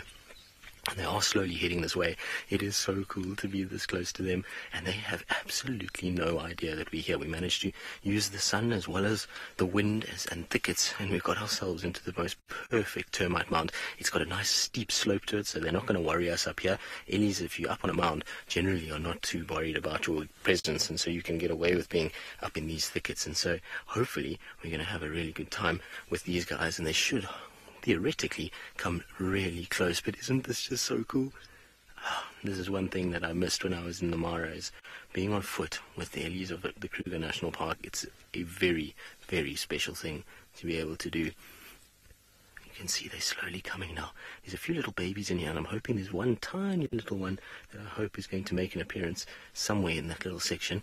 It went behind a bit of a thicket, but I'm pretty sure it will come out at some point. We've got such a nice view of where they are, and there's a pathway that runs just on our sort of left side, and ellies have been using it for the last few days. You can see lots of ellie tracks there, and so I think that they're going to kind of use that exact path and come right past us, which is going to be fantastic. The other nice thing is that the wind is in the perfect kind of direction. The wind is blowing from the elephants to us and sort of a little bit more to our right side, or the right of those ellies. And so they shouldn't actually pick us up through the breeze. We should have a situation where we're okay, but very, very cool to see. Isn't this just amazing? I absolutely love doing these kind of things. Like I say, for me, this is the best thing that I can do on a bushwalk, is just to find a spot like this. You've got the African sun that is just starting to set, beautiful lights, and a whole big herd of ellies right here. It's absolutely phenomenal. Now, I know many, many people have never experienced this, but it's one of those things, like I say, I was saying earlier, alluded to it a little bit, that it is a surreal experience. You've got these massive animals, and you really do get a sense of their size when you're sitting on foot on a termite mound and they walk up to you, and they're just absolutely peaceful and serene animals, and the way they go about their business is just the most relaxing thing in the world. Oh, Sinaka. This depends on how big the elephants are, but you know, if it was all, say, adult males, to demolish a hectare of grass would be very, very quick, because remember with elephants is that they're not small. So what they don't eat, they're going to trample, and they're going to, you know, kill that way. And it depends on how long you're leaving them in there for. But it wouldn't take very long, I can tell you that. If you confine them onto a hectare and you let them loose, they would destroy it in a very, very, very quick manner. And actually, funny enough, here in South Africa, that's why you cannot keep elephants on any reserves that are smaller than 10,000 hectares.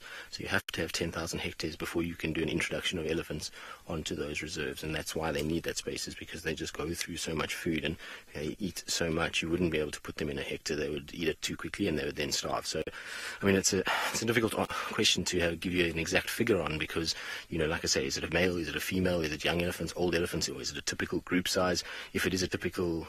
Oh, is there the little baby, David? So David's got the little baby. How cute is that? It's a tiny little one. It's very, very small. It's super, super cute. Little baby ellies are the best things ever. They are so playful and so kind of happy about life. I always enjoy watching them go about their business, but very, very cool to see. Like I say, we're just in the best place. It's in the view, obviously, on foot is never going to be what it is on a vehicle, but we really do have a perfect spot.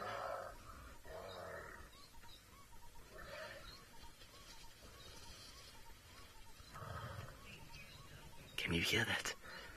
So the ellies are talking to one another. How cool is that? And look at how they're posturing.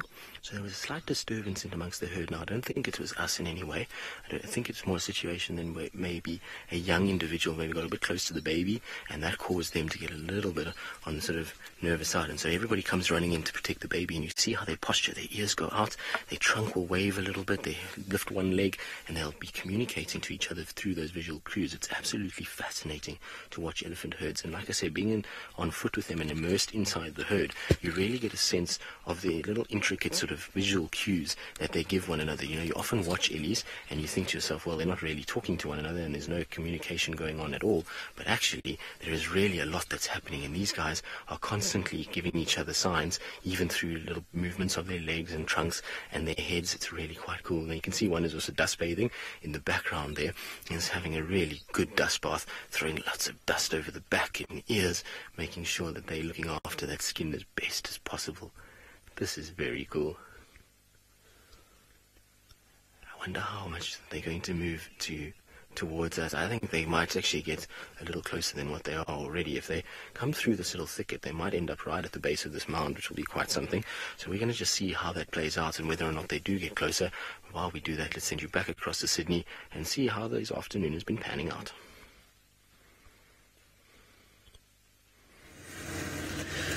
Yeah, I have just left Chitwa Dam earlier on. I am now coming towards the central part of the game reserve and see if I'm going to find something interesting here. So I've just started my trekking. I haven't picked up any convincing fresh tracks yet, but I hope very shortly I will pick up something. So now I am targeting to find at least a cat. Paula, the biggest lizard you're going to find in the bush is going to be the rock monitor. We have got the rock monitors and the water monitors. So in water, you are going to find the one that we have just seen earlier on. So when you are out here where I am driving now, you will see another one which looks a little bit similar to the one we have just seen, which is called a rock monitor.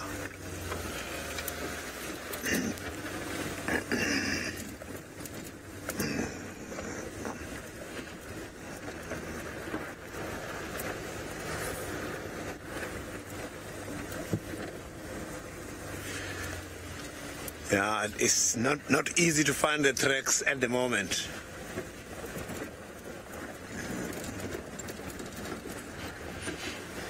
I can pick up some elephant smell. It seems like there is some elephants here in the area, so the chances for the elephants are very high at the moment. No tracks, nothing, but the sense of smell is telling me that the elephants, they are somewhere here. So now, while I'm looking for the elephants, let's see what my other colleagues are doing on the other side.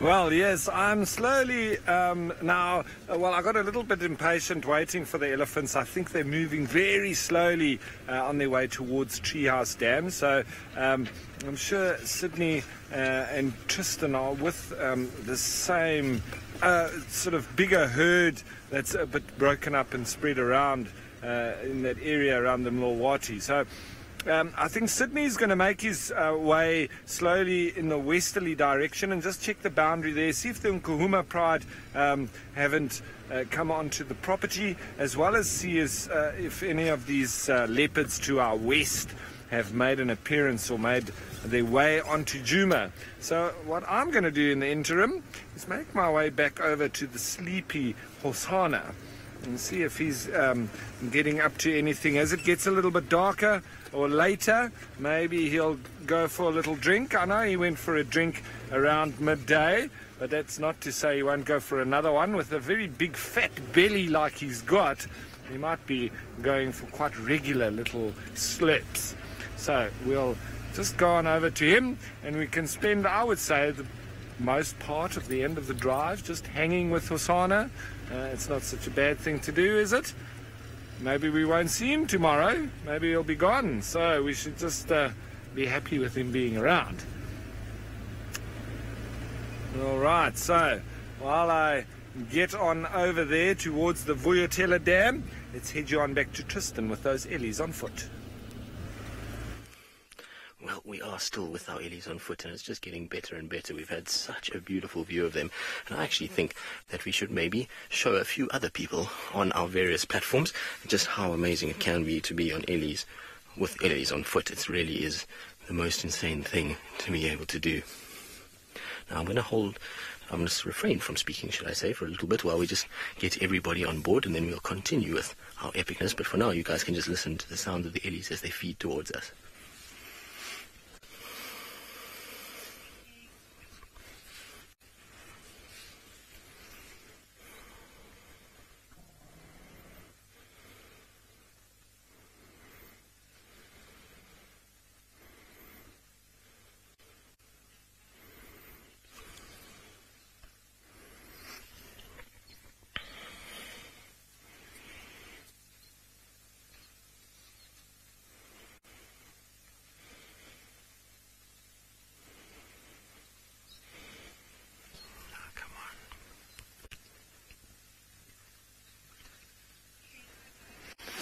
Good afternoon, everybody, and welcome to this very, very special scene that is unfolding in front of us.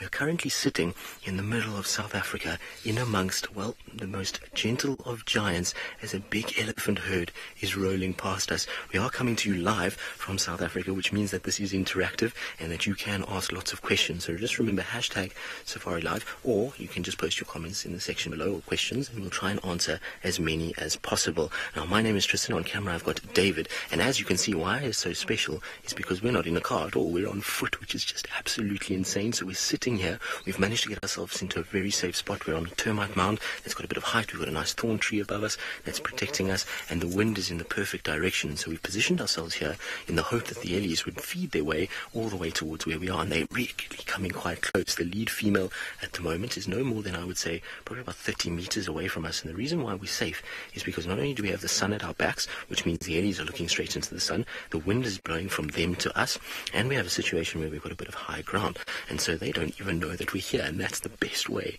to be on foot with the ellies. It really is just the most spectacular thing to be doing, and I can't tell you how amazing it is when you're sitting in amongst a herd like this and you're on foot and there's no vehicle around you. You really get a sense of not only their size, but the power that they have, and just the sort of nature of the elephant itself. You kind of feel immersed into the herd, and the relaxed nature of them really is a special, special thing to do. So we're hoping that they'll just continue to keep coming past. There's lots of babies, lots of females and sub-adults. It is very, very cool to see, and they're actually coming even closer. There's ones that are just coming to our left-hand side, and they're going to be no more than, like I say, probably about 15 meters from where we are. And the best part, like I say, is that they're also not really too phased by what's going on. They're in a situation where they're still feeding, and as long as ellies are still feeding, it means that they're not alerted to our presence at all. But how extraordinary is this? This is just absolutely amazing. It is my favorite thing to do on a bushwalk. So Karen and Sergio, you say, wow. Well, Karen and Sergio, it doesn't get any better than this for me. For me, if I'm on foot, sitting with elephants like this is just the most special thing. And we are so fortunate that everything kind of fell into our favor in terms of the wind and the way that the ellies were moving, that they actually have passed so close to where we are. I promise you that they are very, very close at the moment, and they have no idea that we're here. This is so cool. Tony, you say such a beautiful animal. Well, yes, they are the most beautiful animals that we have. Well, some of the most beautiful animals. They're an incredible species. They obviously evoke a lot of emotions in us as humans because of, well, their size. Their size makes them a very, very interesting animal. You know, big things often attract a lot of attention, but also just the social complexities of the herd. So you have a situation where you've got a lot of things that are parallel to people. They are, you know, they have young ones that they are very caring for. You have a situation where they live in family groups. Like us as people, we like to have family close by. And then just their intelligence as well really connects us to them. So they're an animal that is highly, highly intelligent, and that makes them something that we all kind of can relate to. And so we understand a lot of the things that happen with elephants, and we really can kind of pick up on their emotions in the way that they do or go about their business, and that makes them a very, very special animal. And it's a reason why a lot of people are absolutely in awe of elephants, and why we are in awe of them right now. So Sandra, if the wind was blowing differently, yes, they would have smelt us, and they wouldn't be very happy about where we are. Remember, with anything out here, wild animals perceive people more as a threat than anything else, and they have a situation where they are quite nervous of people being around. It's hardwired into them after many, many years of people persecuting them that the people are quite dangerous, and so they would be able to smell us if the wind blew the right direction. So what's happening now is the wind is coming from the elephant towards me, and so therefore my scent is actually not blowing anywhere near them. If they were on the other side of the mound, so if they were on the right side of the mound, then they would be smelling us, and that would be a very different situation. You would have found that either the herd would have moved off very, very quickly in order to protect those babies, or there might have even been a bit of aggressiveness towards us in order to try and chase us away. But there's some ellies that are coming right up on our left-hand side here. There's a tree that we're kind of behind at the moment, so you'll see it will be a bit obscured, but that elephant is very, very close at the moment. How cool is this? This is just absolutely epic. My day has been made. So, Cynthia, you're wondering where the babies are? Well, there are some babies in amongst them. There's one small baby. I don't know where it's gone now. It's in amongst all of the adults, but there are a few that are around sort of 5, 6 years old, some that are as much as 10, 12, and then obviously the adult females. So it's quite a mixed herd. There's no very tiny, so there's no newborn babies inside here, but there are one or two smaller ones that are around, that are between sort of 2 and 3 years, that are in this herd. You must also remember with elephants is that their birthing rate is quite slow in comparison to, let's say, something like a dog or a cat. You've got a situation where ellies, because they have such a large calf at birth, and they are so developed in terms of the sort of anatomy of an elephant, in terms of trunks and all these kind of things, that it takes a long time for them to gestate and have a baby. They are pregnant for 22 months before they give birth, and then they've still got to suckle that little one. And so the interval between breeding, depending on the area that they're in, is normally about 4 years. And so, sometimes you won't see tiny little calves within a herd. If those females have already had ones and they're, between 2 and 3, then they're not going to have those little ones just yet. But there are babies in amongst this herd. There's not a lot, but there are some that are around. But it's a beautiful sized herd. It's pretty kind of typical for what we would see in this particular area. We normally see herds of, between sort of 15 and 20. That's our common sort of size for this part of the world, although we can sometimes get herds that go up to 100. So, and the warning signs of angry elephants are very clear. It's quite nice with elephants because they show you very quickly that they're upset. And so what would be a warning to us? Oh, here come some of the babies. They're coming to greet this individual. There you go, David, on your left-hand side. There we go. So there come some of the little ones. You see them? How cute are they? There's a little greeting going on. So, sorry, I just got a bit distracted by the little ones. And there comes the tiny one of the tinier ones in the background. It's going to come out fairly soon. You'll find when there's lots of small ones, they actually do hang around in like a little nursery group where they play around with each other. But there it comes through the little background area. It's the smallest of the herd and a very playful little individual. How cute is that? So the warning signs would be a situation where immediately this whole herd would stop feeding. So you'd have a situation where everyone stops. They will all clump together. They'll put the babies into the middle, adults on the edges. Ears will flare out as much as possible so that they can catch as much sound as they can pick up. And the reason that the ears go out for that is because if you cup your hand around your ear, you'll see that you channel sound into the eardrum and it's much easier for you to hear. And so they do that. Then they'll lift their trunk. They'll start scenting. There'll be a few vocalizers, grumblings that will happen, and then if they pick you up, they'll start to shake their heads. They might even start throwing branches or dust in your direction, and then if you still don't leave and don't get the message, well, then they could even start resorting to charges where they'll start to warning charge you. They'll kind of run in, ears out, make a big scene, spray dust in your direction, and then if you're really not paying attention, then they're going to come through and actually charge you and try and attack you. So the warning signs would be ears flared, nose, trunks up, the herd in a tight-knit unit and no longer feeding. That's what we would be looking for. But as you can see with this herd, they are completely relaxed. Every single member is feeding. The babies all spread out. So it's a situation where the herd has absolutely no idea that we're even here.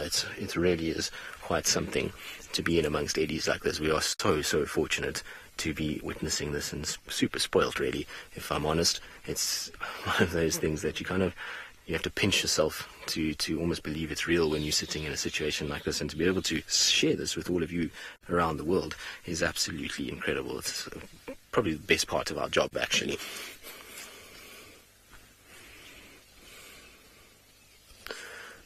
So actually the matriarch, it depends. Obviously, in this herd, I can't see the matriarch very clearly. There's a few that are obscured by trees at the moment. But you can get matriarchs in the herd that will go as old as 60 years. Most of the elephants that we find in the Kruger system, which is where we are in South Africa, because of the wooded environment, most of our eddies. Oh, there's a tiny baby. Look, there's a very little one. It's very small. So that one must be, I don't even know, 4 or 5 months old. It's tiny. Look at that. Look how cute that is. That's so cool. Wow. That's as cool as it gets. So, actually, getting back to your question, but the matriarchs, well, elephants in Kruger generally will only kind of get to, normally the old ones, about 55. 50 is a fairly average age, and the reason why is because of the wooded environment that we're in, the teeth wear down quite quickly, and so they don't survive as long as some of the ellies that occur in more grasslands areas and feed off softer diets. But in terms of now, I forgot the last part of that question, Megan. Can you repeat it for me? Sorry, I got so distracted by the little baby. Yes, and in terms of aging them, yes, you can use certain things to age them. Obviously, it's not an exact science, and we're going to have a situation where sometimes you'll get it wrong, but generally overall size is one part of it. Tusk length is another thing that you can use to indicate sort of age. Obviously, that depends also on area, because if different areas have different size tusks, here in the Kruger Park, we find that the tusks are often very thick and quite short. Whereas you go into East Africa, you'll find the tusks tend to be a little bit more narrow and longer than what you see here. So it's not always useful to use in different areas, but general body size, condition of the animal. So if you see around the temple area, around the eyes, there's a section there, and when that starts to sink in, that starts to indicate a little bit of age with the ellies. But what I'm going to do is I'm just going to stop talking for a little bit, just so you guys can hear, because they're feeding so close to us that we can actually hear all of the moving of the feet and trunks and them kind of feeding, and it's absolutely amazing.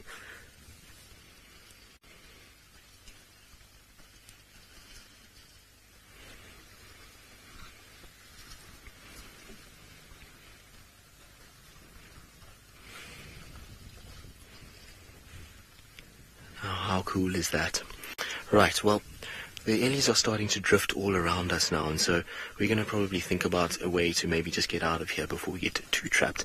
But it's been absolutely wonderful having all of you with us. I hope that you've enjoyed it, and I hope that you've loved this experience live from the middle of the wilderness in South Africa. It really has been a pleasure for both David and myself, and so until next time, we'll see you all again.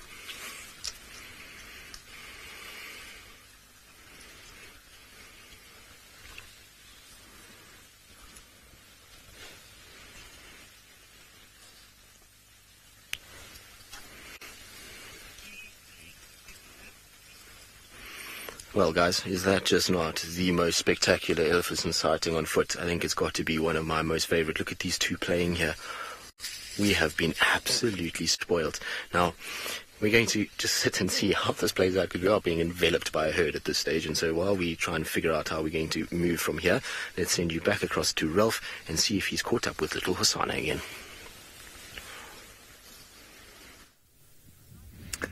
Well, yes, we have, and it seems like from a very exciting encounter with the elephants out on foot, we've come to a very sleepy Hosanna, who actually, I think now that we're sitting with him for a little while, he actually looks quite uncomfortable. I think he's maybe eaten a bit too much.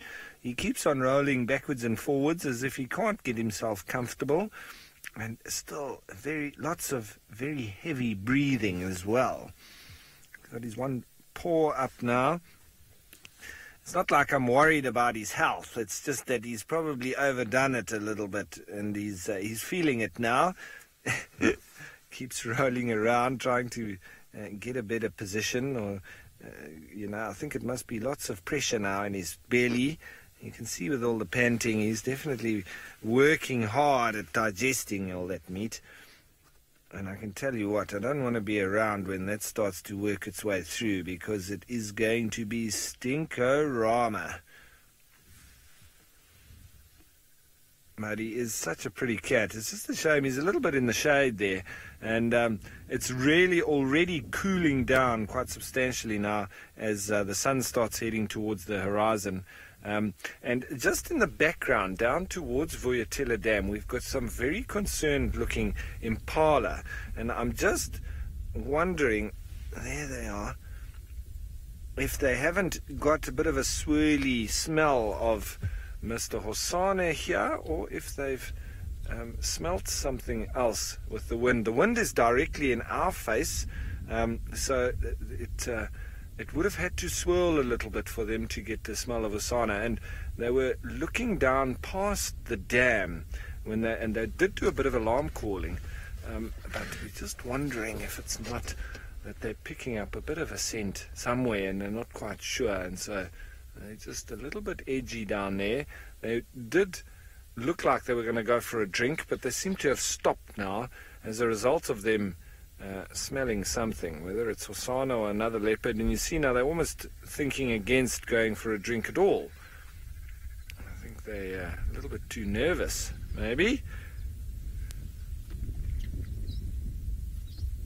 But here he is, the little chief, just really lounging it out. I think this will be him for the next day or two. He's done well. And he's really in his little holiday home. Now, Bob, you say, what a fat cat. Absolutely. Look at that. He's bulging. It looks like he's going to burst. And, well, I really think he's like in his holiday house here. It's like he's finished school and Dad's still looking after him, but he hasn't got a job yet. Well, I suppose he is paying rent with Tingana. Tingana's coming to feed off of his kills now, and I suppose he deserves it if he's protecting the territory while his young son just comes in and enjoys himself. But why wouldn't you, Hosana? And I would really hope that this continues for a little while longer. Even make it a little bit more permanent. Hosana, you are welcome to stay here for good.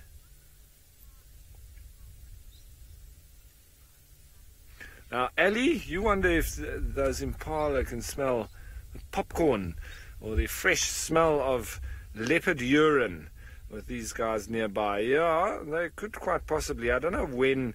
There were some viewers that came and did a visit at camp just before we came on drive, and they said that they did see Hosana had gone down for a drink.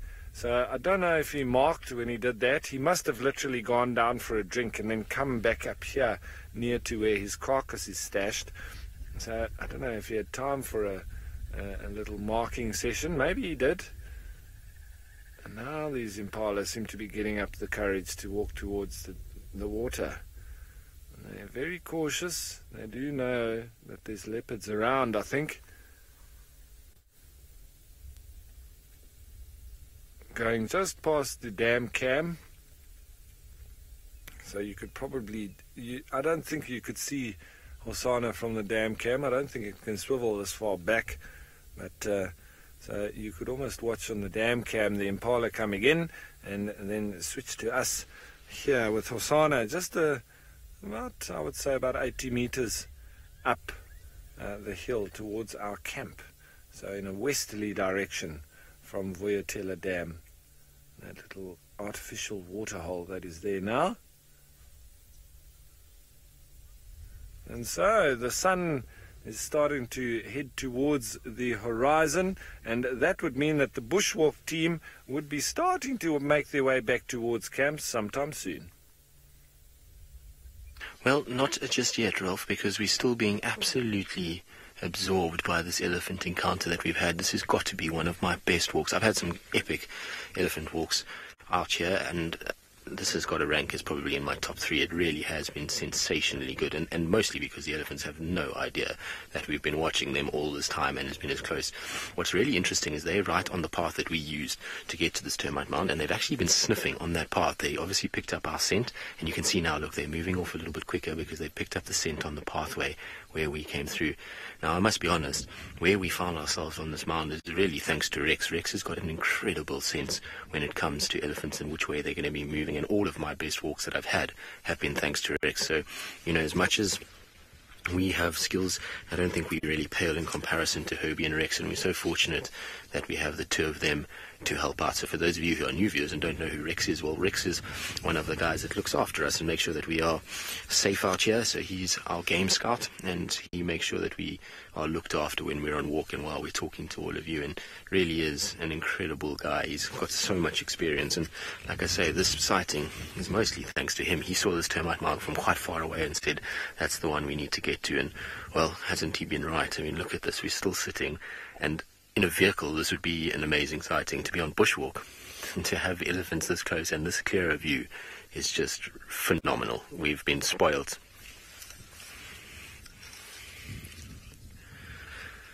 You know, Moo, yes, I have been chased by an elephant more than once. In fact, I've been chased a few times in both vehicles and on foot.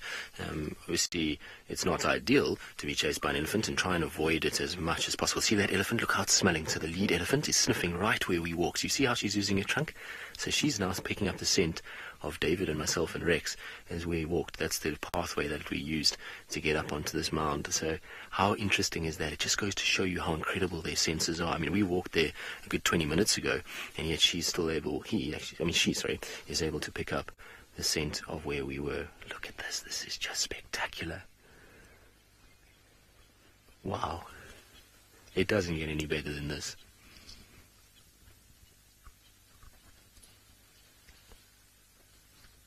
I hope you guys are all enjoying it as much as I am. And actually, I would love to hear from all of you, so you guys can give me a one-word tweet as to what you think of this sighting and how you would feel if you were actually inside of this, or on this termite mound with myself and David and Rex, how this would make you feel. So for me, it is just the most astounding experience. So that's going to be my word for the day. I'm having the best time. You can even see the sun is setting. Look, they're smelling us. How cool is this? Wow. Like I say, it doesn't get any better than this.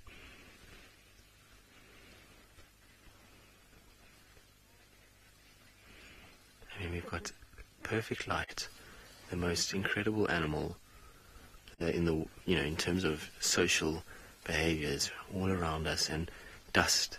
It really doesn't get better. Like, we are being absolutely privileged to be in the spot that we're in. Now, poor David, who's been holding a camera steady, remember that he's not shooting off a tripod, so he's been holding that camera locked off, has really done an sterling effort. So, like I say, we're pretty fortunate in the people that we work with. Often, us as presenters, we get a lot of credit for things, but it's a lot of the background staff that really do a great job. And like I say, Rex getting us into this position, and David, whose skill it was to be able to bring these visuals, is pretty amazing. Deborah, humbled. I can promise you right now, it is a humbling experience being in amongst these guys. So sitting here and just watching them feed around you and walk around you, they're massive animals, and you do feel humbled. You feel pretty insignificant, actually, when these guys are all around.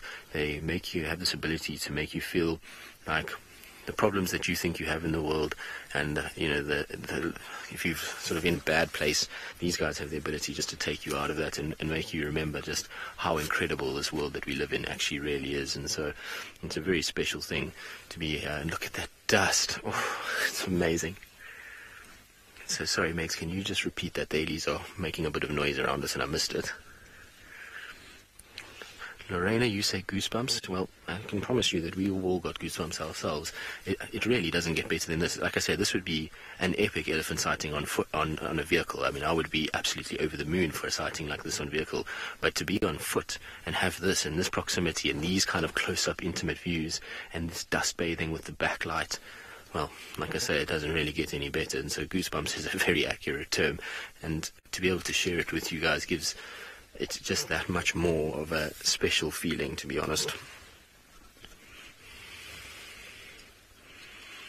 So, Joe, you've decided one word is not enough to describe this, but you say absolutely magic. Well, I think you've summed it up perfectly. It is absolutely magic, isn't it? It doesn't really get any better than this, to be honest.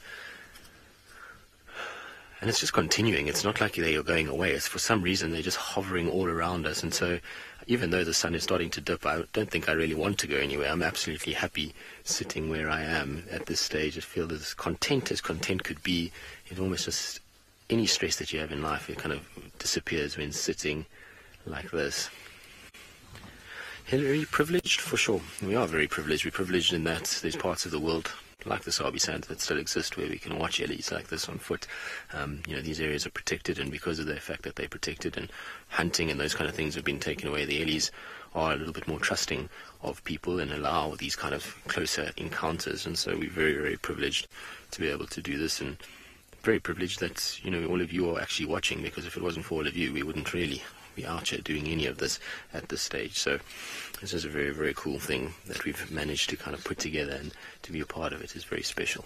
Oh, look at this elephant. So to give you an idea of the distance from that elephant to David, I reckon, maybe 10 meters, not even 5 meters. Now you see she's noticed that we're here, so she's the first one to actually have picked us up. Now we're completely safe because we're on top of this mound, and she doesn't actually know what we are just yet. She can see that there's something on top here, and she can hear something, so she's just going to guide her baby backwards and then she'll go around. If she thought that we were really a threat, she would have definitely been a lot more aggressive. So she's just picked up that there's something not quite right at this mound, but she doesn't know what it is. You can see her tail is going a little bit erect now, but not too bad. If she was really upset, that tail would be stiff, stiff, stiff, stiff, and you would find a situation where she would have probably had a bit of a mock charge at David. But David, have you ever been that close to an elephant on foot? No. So that's the closest David's ever been. How do you feel, David? David says it's awesome. Yes, well, David, you've been spoiled, my friend. It is probably one of the best elephant encounters I've seen in a very long time, and David had a front row seat. I'm behind David at the moment because, well, this buffalo thorn is not making it very easy for us to position ourselves on this mound, and I've already had one buffalo thorn poke me in the backside, which was not very comfortable, and so I'm behind the mound because there's just not enough space where David is to get the clearest shot. So I do apologize if you haven't seen my face. It's mostly because the ellies are all around us, and there's really no way to get to where it's a comfortable kind of place for everybody. So, but isn't this just amazing? Wow, very special. Here comes the little baby now. The last of the little babies is right at the back of the herd on the right-hand side. David, I don't know if you can see it. It should come past us now. So the herd will slowly move along that pathway, and then we should start to see the littlest one just in amongst the feet of the adults. There it comes. Hello, little one. How cute is that? This is amazing. Now, the thing about these elephant walks is that, you know, it just goes to show with a bit of experience and a bit of kind of knowledge of what goes on, you can actually have very kind of safe walks with ellies. A lot of people, and I've seen it through the years, training individual guides will often say that an elephant is not something that you ever approach on foot, and that you should never try go near breeding herds of elephants. But actually, if you do it the right way and you're very conscious of the factors involved and the kind of how things work and your environmental conditions, you can have the most amazing experiences with ellies if you just kind of check things out and make sure that you just pay attention to small little things. And you can see here these ellies are in no way stressed by us. They're still feeding, most of them. There's been one female that realized there was something amiss but didn't really know what it was, and so we've really kind of inserted ourselves in amongst them but haven't disturbed them too much and haven't really had a situation where we've had a negative impact on them. So, you know, it's just goes to show that ellies are an animal that can be approached on foot if done in the correct way. And like I say, it's thanks to the skills of guys like Rexon that we're able to get into positions like this. Right, I was saying just now that poor David has been holding this camera for the majority of the sighting. We've been here in a very uncomfortable position, and so we're going to give him a little break, and while we do that, let's send you back across to Ralph and, well, a very special character of his own.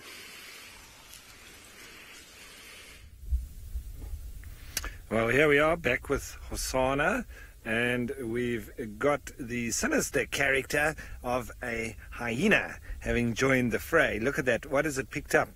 Has it got a little bone there that's fallen down? Now, I want you just to look on the back there. Those wounds. Now, when we were sitting with Hukumuri and the hyenas, that was a little while ago. The hyenas came in and stole his impala, and later he stole it back from them, and then he was up on the branch, and there was one female that came around, and she had a very, very nasty wound on the back there, both sides. I don't know if it was a bite from a lion or something like that, but it looked terrible at the time. And look at that. Now I'm almost certain that it's the same animal, and it has healed up almost completely. So that is actually fascinating. And I was just saying to Ferg that these hyena are tough as nails and real battle axes. They don't even worry. She wasn't even limping when she had those terrible wounds. She was right in there fighting for the meat. And it seems like now she has shaken off the wounds completely. So healed up. Well done. I can't remember. I don't know if it was June. The hyena called June. The hyena specialists will very quickly be able to tell me which one this is. It might have been a June, but I might be wrong. I remember them identifying her at the time. But this one now, obviously just having got a little piece of the meat below the tree that Hosanna had taken it up into, and he's just sitting looking at the hyena now, crunching those bones. There he is. He's not even bothered that this hyena's around. They did have a look at each other. They sort of just almost nodded at each other and then carried on. If you listen carefully, you can hear the bones crunching from this hyena. Going down again. There we go.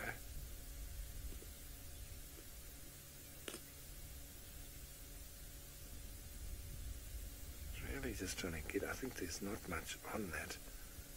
It's just bones, really. I always love it when the hyenas pitch up. It just means there's going to be some action. Has it just swallowed those bones down? It's incredible. They are like hoovers. Looking up into the tree where there is a little bit left on that carcass. It's just like bones and skin and a little bit of the leftover meat sort of just right on the bone.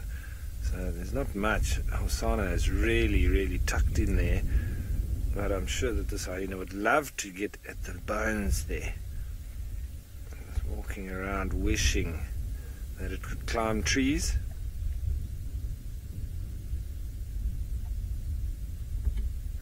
Ah, okay. Chris, you said that this is it Sata? Was that the right word? Sata, Megan? T-S-A-K-A, Tsaka. All right, a dominant male at that, yeah, because I thought it's quite a big one. I thought that it was a female. And if you're saying that it's a male, but I'm still sure that this was the individual that had those wounds a while ago that we saw. I'm still sure of that.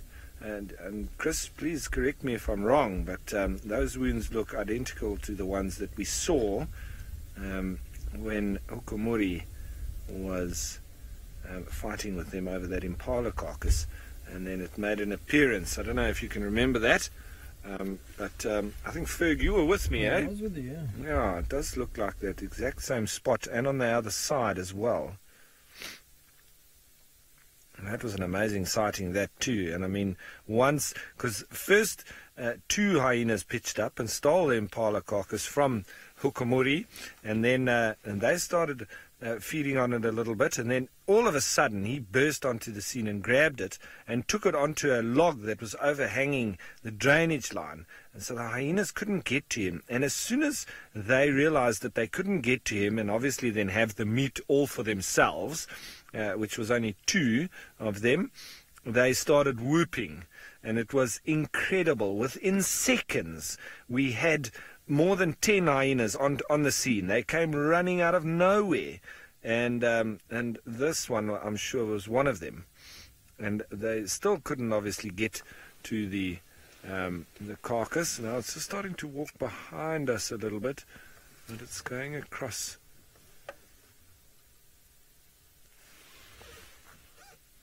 Now take care. You're asking a very good question. Sorry for those little aerials there, but we'll work around it this way a little bit.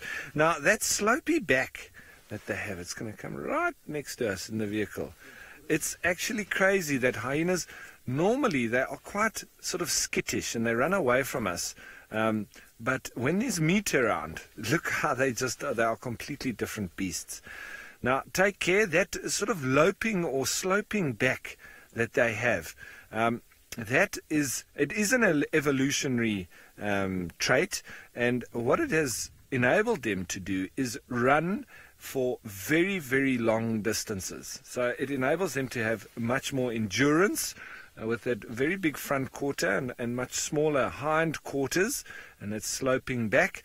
It means that they can run not at very high speeds in comparison to a lot of the other predators, but they can maintain a speed for hours. And I've witnessed it a few times in Namibia when once they start a hunt and you think, they're after an ostrich or an oryx, and they start chasing it, and the oryx or the ostrich, whatever it is, runs off and you'd think that it's over, but these guys just carry on, and they're relentless. So they'll eventually start catching up with their prey, and they'll just continue to chase it. And I've even seen animals lying down before the hyenas get there, and then obviously just rip it to pieces. But they can just continue running at about 35 kilometers per hour, for 4 to 5 hours. They can really, really run for long distances. And they can cover huge areas. It is stunning. And that enables them to do that with that very sloped back like that. And you see how he walks? Left, right, left, right, left, right, left, right, left, right. Now, proud cat mama, yeah, they do have a couple of advantages over predators. One of them being, as I was chatting about, they are tough as nails. That kind of injury that this one had might have, been felt a lot worse on most of the other predators, leopard and lions. And with hyenas, they're just so resilient that they just come back from it and almost don't even notice that they have the injury. That's one thing. Very powerful front legs, as well as that neck and the head.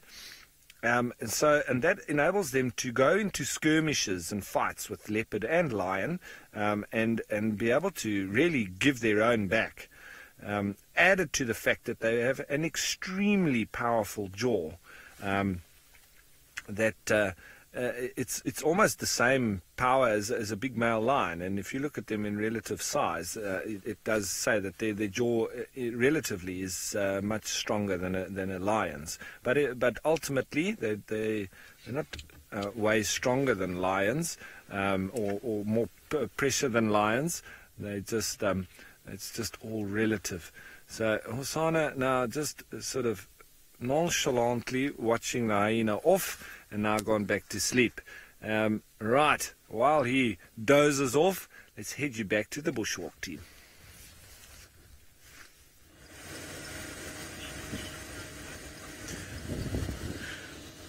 I have just been to Twins Dam, and I'm trying to see if I can find something very interesting, but it is very, very quiet at the moment. I haven't picked up any fresh tracks, and the fact that I haven't picked up the fresh tracks does not mean things are not happening. Animals are not only checking the road, not only walking on the road. Some of them, they're using different pathways, which can make it very difficult for me to see what's happening. So the chances are very high to see anything at the moment. So I am now at the western side of the game reserve. I started from the eastern side. So this side, all the way down to here, it has been very much quiet. Yes, I've seen just a couple of impalas, but not any of the cats.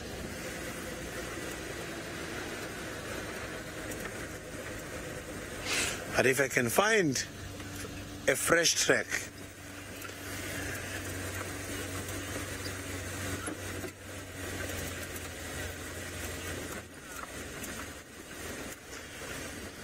Costa, I didn't get that question very well. If you can repeat, FC.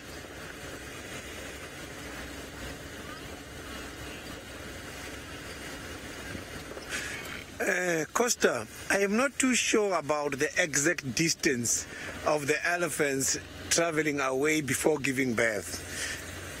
So, but I don't think they can travel a very long distance, because elephants, when they give birth, the other ones. So I'm not too sure about the amount of travel elephants could have in their whole life. So those are some of the things I still have got to check. But elephants, they can travel long hours and a lot of kilometers every day. something which is very much important to consider when checking the movement of these animals is the water availability. The dry seasons, such as the season we are now here in South Africa, some of the rivers, they become dry, and some of the water hole becomes dry, and that forces the animals to travel long distances.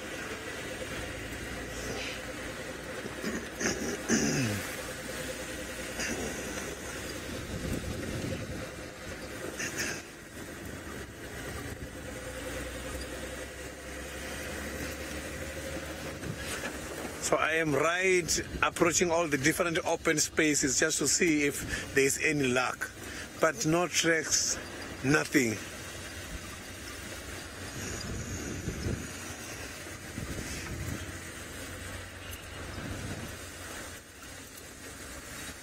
So now let's see what Hosanna is planning to do on the other side.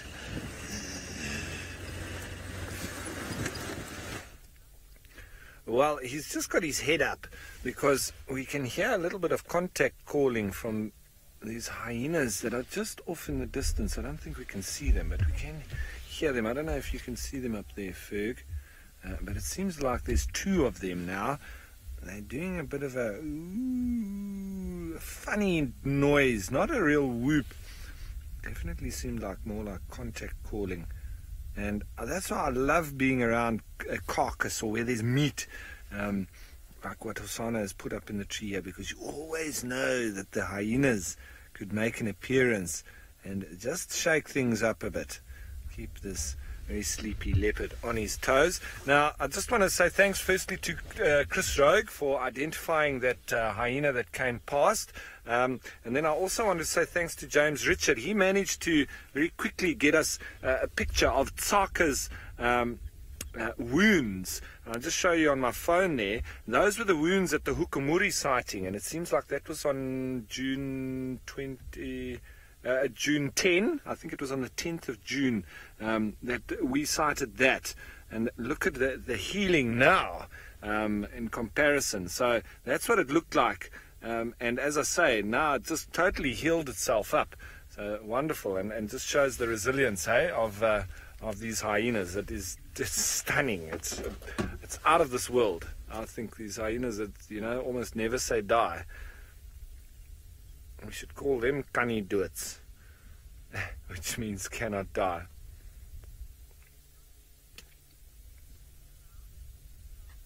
Now, Sal, quite right. If there are hyenas around, Hosanna does need to just be a little bit careful, because they could come on over and just, if they felt like it, have a go at him. But generally, they're more interested in actually just getting that meat. So it's mostly when predators are next to the meat, or when the hyenas come in, they want the meat, and the leopard is actually protecting it. That's when they're going to come into full-on contact. As we can see there's an impala there in the background. There's quite a few of them now coming in. But they're safe, I would say. Tonight, Hosanna is not going to be doing any tackling of antelope anytime soon. I don't even know if he'll be able to lift himself off the floor himself, the way his stomach looks. And you can still see him panting. He's been doing that for the better part of the afternoon. Really, really full, happy cat. And a very cool cat as well. Mr. Hosanna, our pet leopard.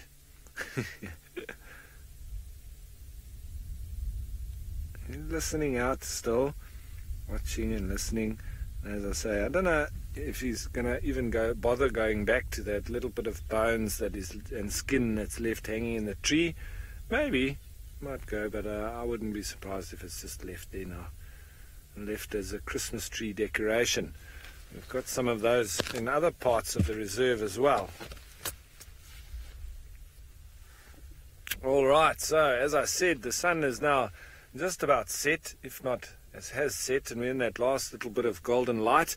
So let's head you off to the bushwalk team before they head home.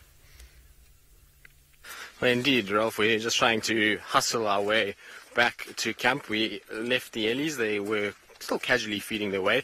And in fact, actually, if any of you are watching the dam cam, I would give it a few hours, but I think that's where they're heading. We left them going straight north in the block, and Rex reckons that they're going to head towards the dam. So I'm sure they'll come and have a little drink later and join Hosanna and all of the hyenas that are there. So just trying to kind of cover some distance as quick as we can. It was such an epic sighting that you know, kind of on a high a little bit after that whole thing. And David said to me it's his best elephant sighting he's had on foot, and well, I must agree, David, it was very good. Now, yesterday, it's not very often, in fact, that we have a chance to meet new animals out here. You know, obviously we have a situation where a lot of our animals are very territorial. But yesterday I had the afternoon off, and I had some friends that were staying at Nkoro, so I went to go and say hello to them and went out on a drive with them yesterday afternoon and went to go kind of just, you know, see what was going on. And I was very lucky that I actually met, well, 3 different sets of cats that I hadn't seen before, which was quite nice. So managed to catch up with Nkanyeni's daughter, who's about, from what I believe, the guys told me that she's about 7 months old. Beautiful little female, and she was very relaxed, and she was sitting posing on termite mounds and on branches and those kind of things, so that was thoroughly enjoyable, and she seems like she's going to be a beautiful little girl, so that was really nice. Then we saw the Torchwood Pride, so I had never seen them before. They were just resting and relaxing, and the tracks that we had followed the day before from the Torchwoods had gone from Chitwa onto Nkoro, and they were resting there and kind of just having a really lazy lion, which was really nice. So they're beautiful lions and they look really good condition. And then I got to meet the cheetah family too, which was quite nice. I had a bit of a crazy drive yesterday afternoon. We had elephants and cheetah and lion and leopard and all kinds of other things, so I got very spoiled. But the cheetah family was absolutely amazing. They were up on these termite mounds with the sunset, playing and going crazy, stalking everything that moved. It was absolutely amazing. So I had a very, very productive last 24 hours, that's for sure. Good. Well, we're going to try and kind of negotiate the little upslope to camp before it gets too dark. And so while we do that, let's send you back across to Sydney, and hopefully he's going to get some luck as darkness closes in.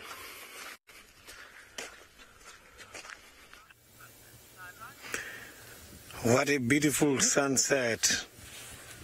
Look at that. Look at the reflection of the sun up by those clouds. This is lovely. Africa is beautiful. Sunset by the Juma Game Reserve is phenomenal. I have been seeing quite a lot of sunset before, but here by Juma, I think it looks different. The positioning, the western side of the Kruger National Park towards the western direction is located nicely and suitable for the sunset.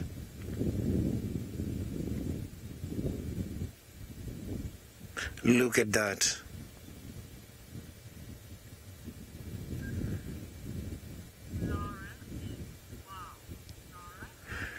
Laura, it is a big wow. This is very much beautiful. It's quite very interesting watching the sun going down. Look at that.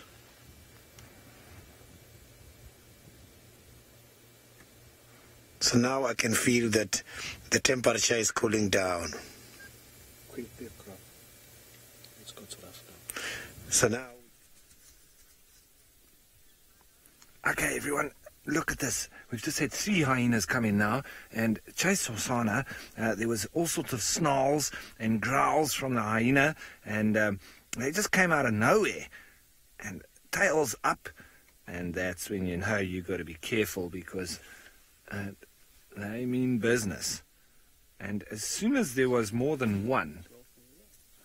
Right, let me just go forward, and then we can see Hosanna there a little bit. I'll just take my handbrake off and just see if we can slowly move forward here. He's just disappeared next to that termite mound there. There he is. Watch. How's that, Fig? A little bit more. That'll do. There we go. And now it's going over towards him again. There he goes. Just take himself out of the danger zone, I say. These hyenas probably think that he's hiding some meat. And maybe they want to eat that meat that's in his belly. You can see he's a walking T-bone steak. They always find these hyenas incredible. As soon as there's more than one, they just grow an extra arm and a leg. And he's just slinking off through the grass. I can just see him there, but he's behind a tree. That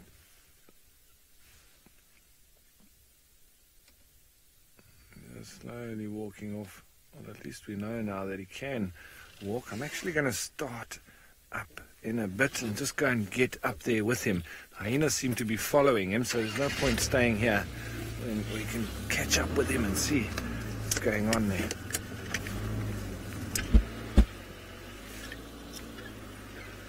Okay, I think this is really cool, but I think if you see now these hyenas, they're probably just going to walk off because there doesn't seem to be really any meat available for them, and I think that's their frustration. There's no meat available, but they can smell it, and you know, so that's why they're going to want to take it out on the leopard and just see if he's not hiding any meat, because they can smell it. That's the trouble. Now, where did he go? He went off this way, hey? So I'm heading this way. We just got to keep our eyes open, everyone. He's walked. He did come this way. I thought he carried on. But those hyenas follow him. Oh, there he is. Tracy, you want to know if these hyenas would attack Hosana? Absolutely. They pretty much did try to attack him right now, but he got up and ran off. So well done, Hosana, of getting out of the way of those pesky hyenas, because they would definitely be his match, and I think they would have sorted him out. He was hissing and snarling at them, and they also then growled and ran at him. As soon as there were two next to each other, they sort of present a real front, and they ran at him quite fast, and that's where he just took his leave. He immediately jumped up and ran off, because he probably knows these hyenas very well. That's not the first altercation he's had with hyenas, I'm sure of it.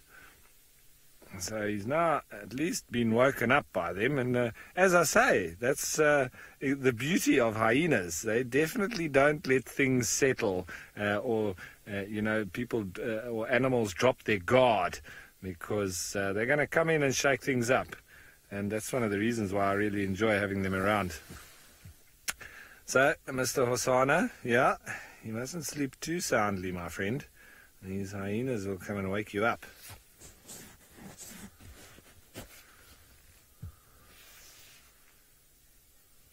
Now, Angelique, yes, absolutely. Leopards are much faster than hyenas on short distances, but hyenas would outrun them in a longer run. They would definitely eventually catch up with them, and then, you know, be able to either run past them, or, you know, for whatever reason they would be able to catch them, you know. So in terms of the speed, leopards have got short bursts of acceleration and very, very good at that, whereas hyena is not much of in terms of acceleration, but they can just maintain a speed for many, many, many kilometers. So they're like the long distance runners, where the leopard is more of a sprinter over short distances. Still lots of panting, and now he's a lot more awake now. Oh, that's a nice yawn. What you gonna do? You're gonna head back? Of those hyenas, they looks like those hyenas have headed up towards quarantine. Now, Mr. Hosana, maybe he'll make his way back towards that spot. Now, Zina, I haven't seen hyenas eating leopard scat, except, now, I'm just thinking about it, I have seen them eating it. Especially those first few defecations or scats after they've fed. So if Hosana had to have a poo now, those hyenas could definitely come and have some of it, because it's normally very sloppy, and it also, you know, almost bloody. It's quite black, And there is another vehicle coming in now. So just so that you know, if you hear a vehicle. So yes, the hyenas can definitely come in and have some of that first passing. Right, so we're sitting here with this beautiful animal with spots, and let's head you on over to an animal with stripes.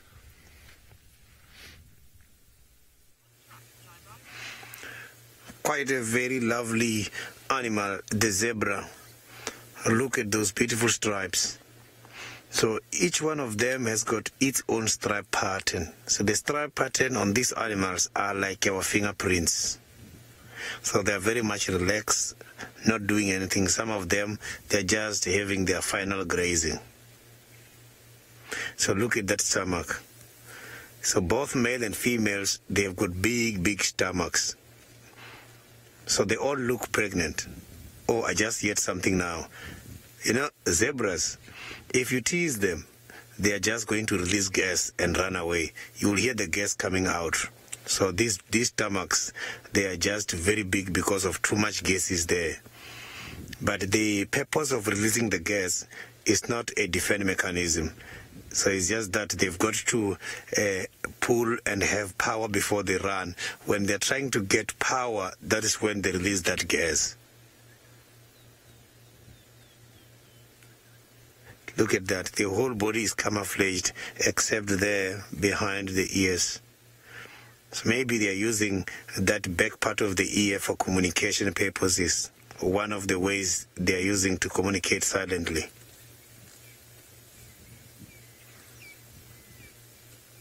The ear is always moving.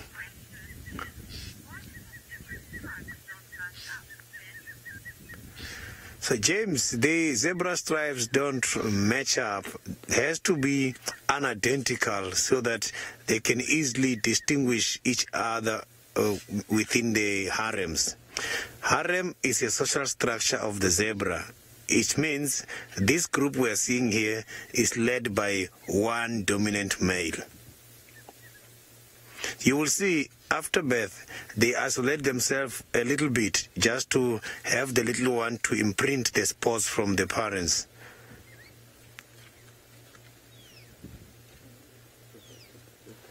This is quite very beautiful. I'm just going to reverse a little bit so that we can see them from a nice angle.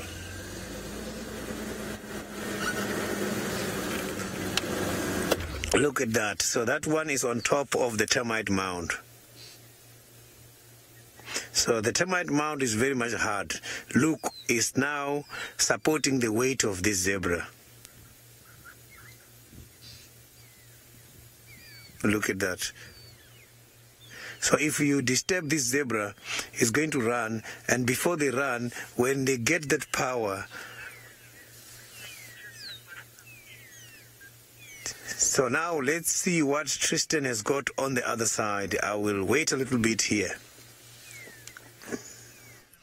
Well, we thought we were done for the evening, but as we got into quarantine, we've had two surprises. One was the three boys of the hyena clan, Duma clan, that were in the area that kind of walked past us, and unfortunately they ran past us rather than actually walked.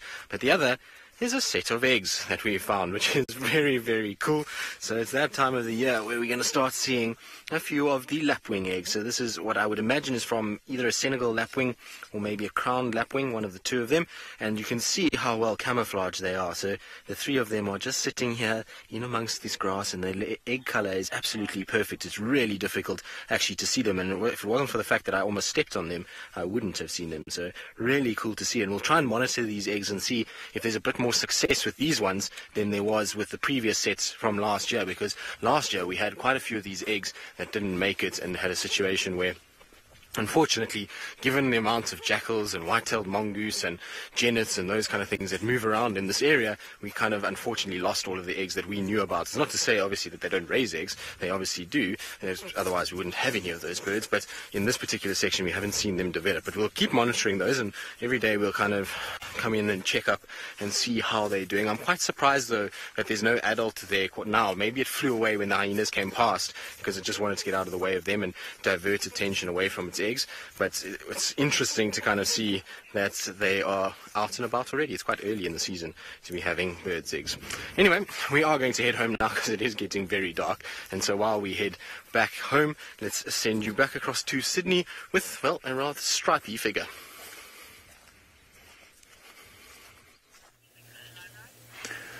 So the zebras, they're just having their final grazing now. I can see they are all arranging themselves now, going towards a place where they are going to rest. These are part of the diurnal animals.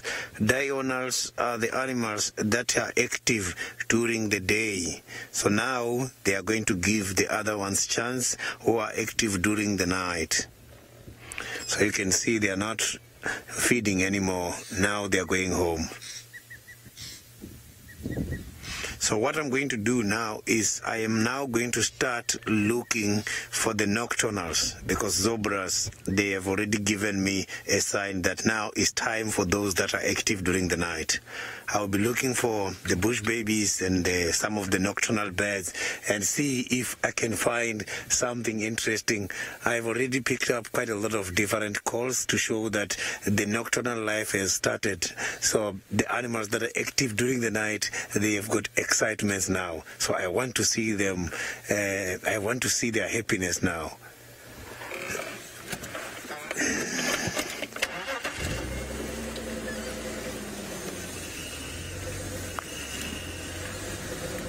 So let me see what I'm going to find for you this evening.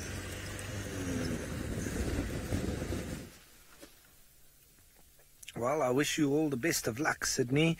Let's see if you can find us some bush babies.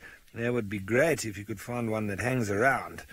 Well, at least we've got something that's hanging around. He's not going anywhere, is Mr. Hosanna, unless the hyenas come back and give him a few problems again.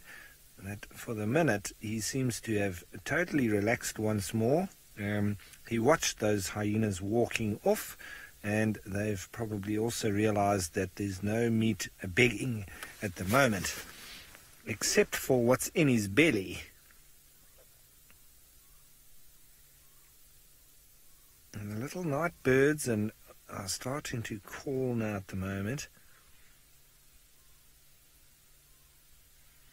Now, take care. Well, leopards don't have spots on their nose because it's more on their coat, not on their fur. So it's all down to their fur pattern, not the skin. So on their nose, it's generally that sort of black and pink, sometimes more black than pink, and other times, I think Tamba has got a lot more pink than black, and Hosanna as well. He's got quite a pink nose, but yeah, not spots as there is on their coat or on their fur, as you see there. But he does have a very, very nice spot pattern, does Mr. Hosanna, and he doesn't have any real injuries of note that makes his coat look a bit scraggly, and you can see with Tingana, obviously, he's a much older cat, and his coat doesn't look as nice and shiny and new as Hosanna's. He's obviously just getting a little bit older and almost grey, you know. So, and I have heard reports that over on Torchwood, it seems Thandi and Tlalamba have been found, and followed by Tingana. So he's moving up behind Thandi and Tlalamba. I wonder what he's doing by doing that. I wonder what's going on over there, and I'll let you know as the reports come in. But the Juma guides have managed to find her over on that side. So very interesting that Tingana's following them. I wonder what he's up to. because I was hoping a little bit earlier when we saw the impala alarm calling, we were hoping that it was Tingana on his way, so we quickly drove down there and quickly realized that it must have just been a bit of a swirling smell from Mr. Hosana, because it was at that time that I got the report over the radio, and then obviously realized that Tingana is not anywhere near us. He's over on Torchwood, following Tandi and Tlalamba. At least we know that the mother and daughter are together, and interesting now that Tingana is following them. So we'll see what happens with that. Hopefully they come back onto Juma, all three of them.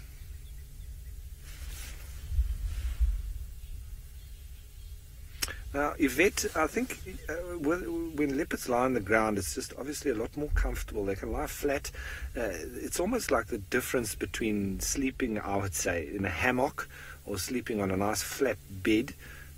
If you sleep, when the leopards sleep in the tree, I would say it's like sleeping in a hammock. It's not as comfortable completely as a nice flat bed. And you can't stretch out like you can on the ground. So obviously safer up in the trees, but not quite as comfortable. And look, when it's nice and hot on a hot summer's day, it might be better to go up in the trees because you can try to escape the flies, as well as get a bit of a breeze. Maybe it's a bit cooler up there. So different times call for different actions. And it's nice and cool this evening. So I think Hosana's more after a nice comfortable spot rather than the temperature or trying to evade it. And there's no insects around. It's nice and cool, so it's actually perfect. He keeps looking over towards where that little bit of remains of the impala is, and maybe he's going to make his way over there now. He's up and ready. I don't think you are in any condition to be hunting, Mr. Hosana. And that belly, look how it's bulging. You never know, you might smack an impala here, but I doubt it.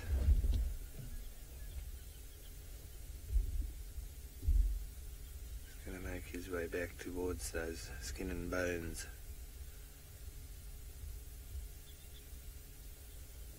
And we are, sorry, just a reminder that we are in the infrared camera. Now, Terry, as far as I know, I think these guys can get the cat flu that domestic cats get. Unless you can tell me if I'm wrong, but I'm pretty sure that they can. They can also get something called FIDS, which is the feline version of AIDS. So they do get a couple of very specific feline diseases. And he's going to do exactly what I said earlier, probably have his first poo after that big feed he's had, and that could always become a bit of hyena food. They might move in and have that. At least nothing's wasted.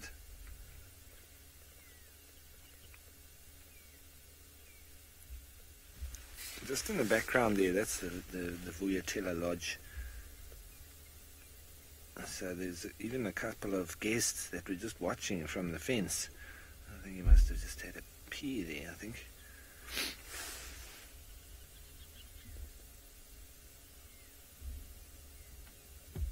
Just sauntering back on over towards the tree. And those bones are no rush required.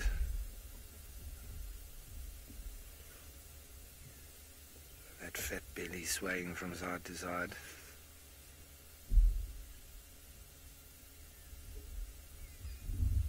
Once he gets off into the distance, or if he... Alright, I think we're gonna... There's a vehicle just coming past. We're just gonna maybe go and get a little bit closer, hey? Let's do that. Alright, so while we get on closer to Hosana, let's let's go see how Sydney's nocturnal animal search is going.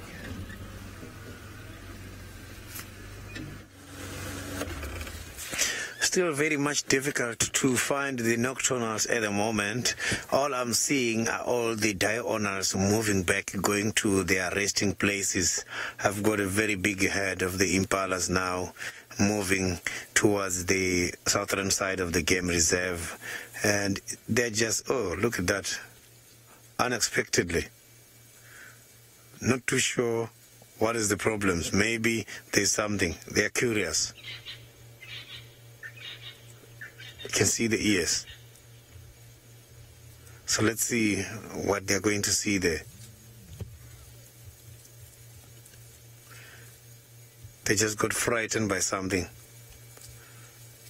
So all these females passing by here, they might be belonging to one of the males. So they also do harems. One male in charge of several females. So a harem kind of social structure, it is highly supported by my... so let's quickly go to Ralph. Well, everyone, sorry, we were just a little bit slow there in catching up with him, but he's now jumped back up into the tree, and I think maybe he just want to have a last little bit of that, that impala that he's stashed there. Not much at all. Oh, I think that's a piece of it, unless that was just a branch that fell down. A bit of the impala, Ferg. So the hyenas might be back then, drop down there somewhere. And if the hyenas come back, they might get a little bit of a treat. It's quite a difficult tree that he's in. He's trying with lions. So it's flies that they try to get away from mostly. And that's normally in the height of summer when it's very hot, and they can get quite incredibly irritating in the flies.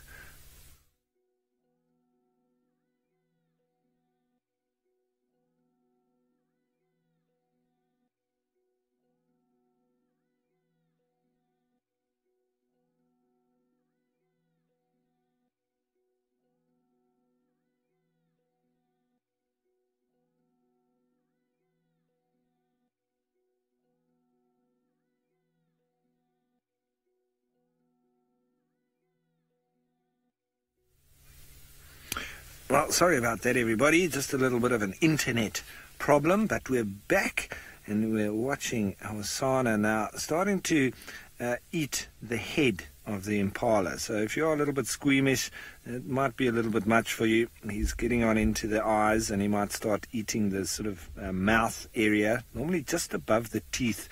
And there seems to be quite a bit of meat there that I often see the cats like. And then maybe going on to the neck, and so it can be quite gory.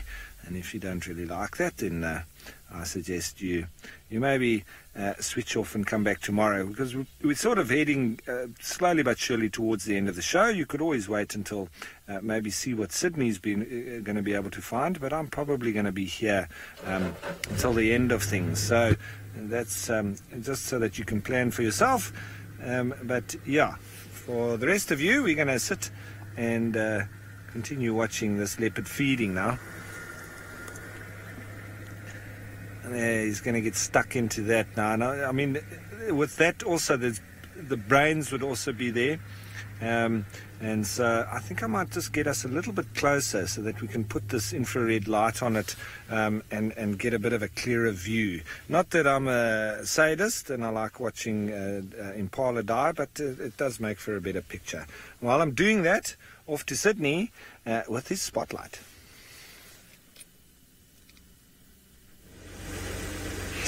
I have got some wildebeest there.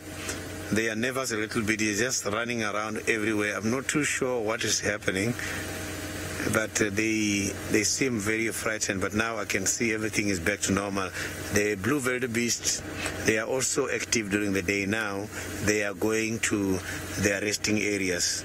And the direction they're heading now is towards the eastern side, where there is quite a lot of bigger openings. So they might be going to rest by the open areas. So you can see it's quite a number of them there. So this is one of the animals which is believed not to have a good eyesight. But now I'm seeing them just alone. They don't have zebras as they do. So look there. Through these bushes you can see there that they are quite a number of them there. They are not feeding at this stage. Their feeding time has ended. Now is the time for them to look for a safety place to hide.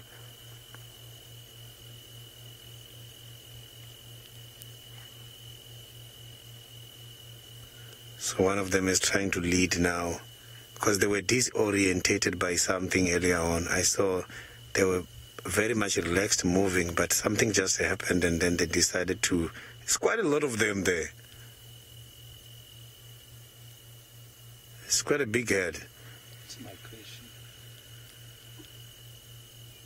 It looks like it's a migratory movement at this stage. Yes, the wildebeest, they are very much popular when it comes to the migration. It's just that here in South Africa, the migration, it doesn't take place here.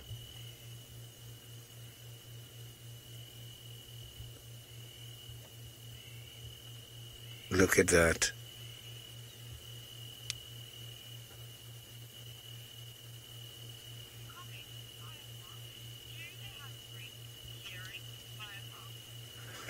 Hi folks, the blue wildebeest, they've got a very good hearing and also a good sense of smell. Yes, the sighting is not that very good, but sense of smell and hearing is very good.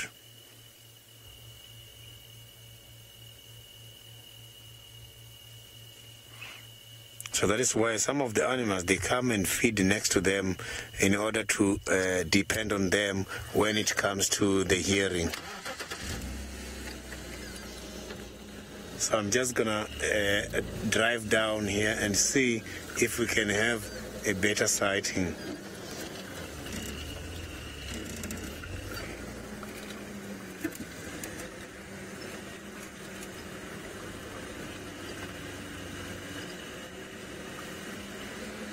Christy, the blue wildebeest, they prefer to go and spend their night by the open areas. Some of them, you will find them lying down on the road. They know in the thick bushes they can easily get ambushed. Look at that. So Senzo, just focus that side. I can see now, I've got a better visual on them. You can see it's quite a lot of them here. So now this is the beginning of the open space where we are now. So it means for tonight they are going to be hiding somewhere in these areas.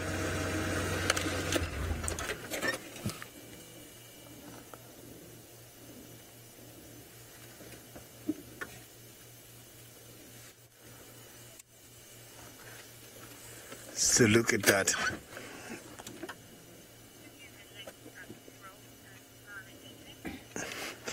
So let me just pull forward and see the wildebeest when they approach the open space.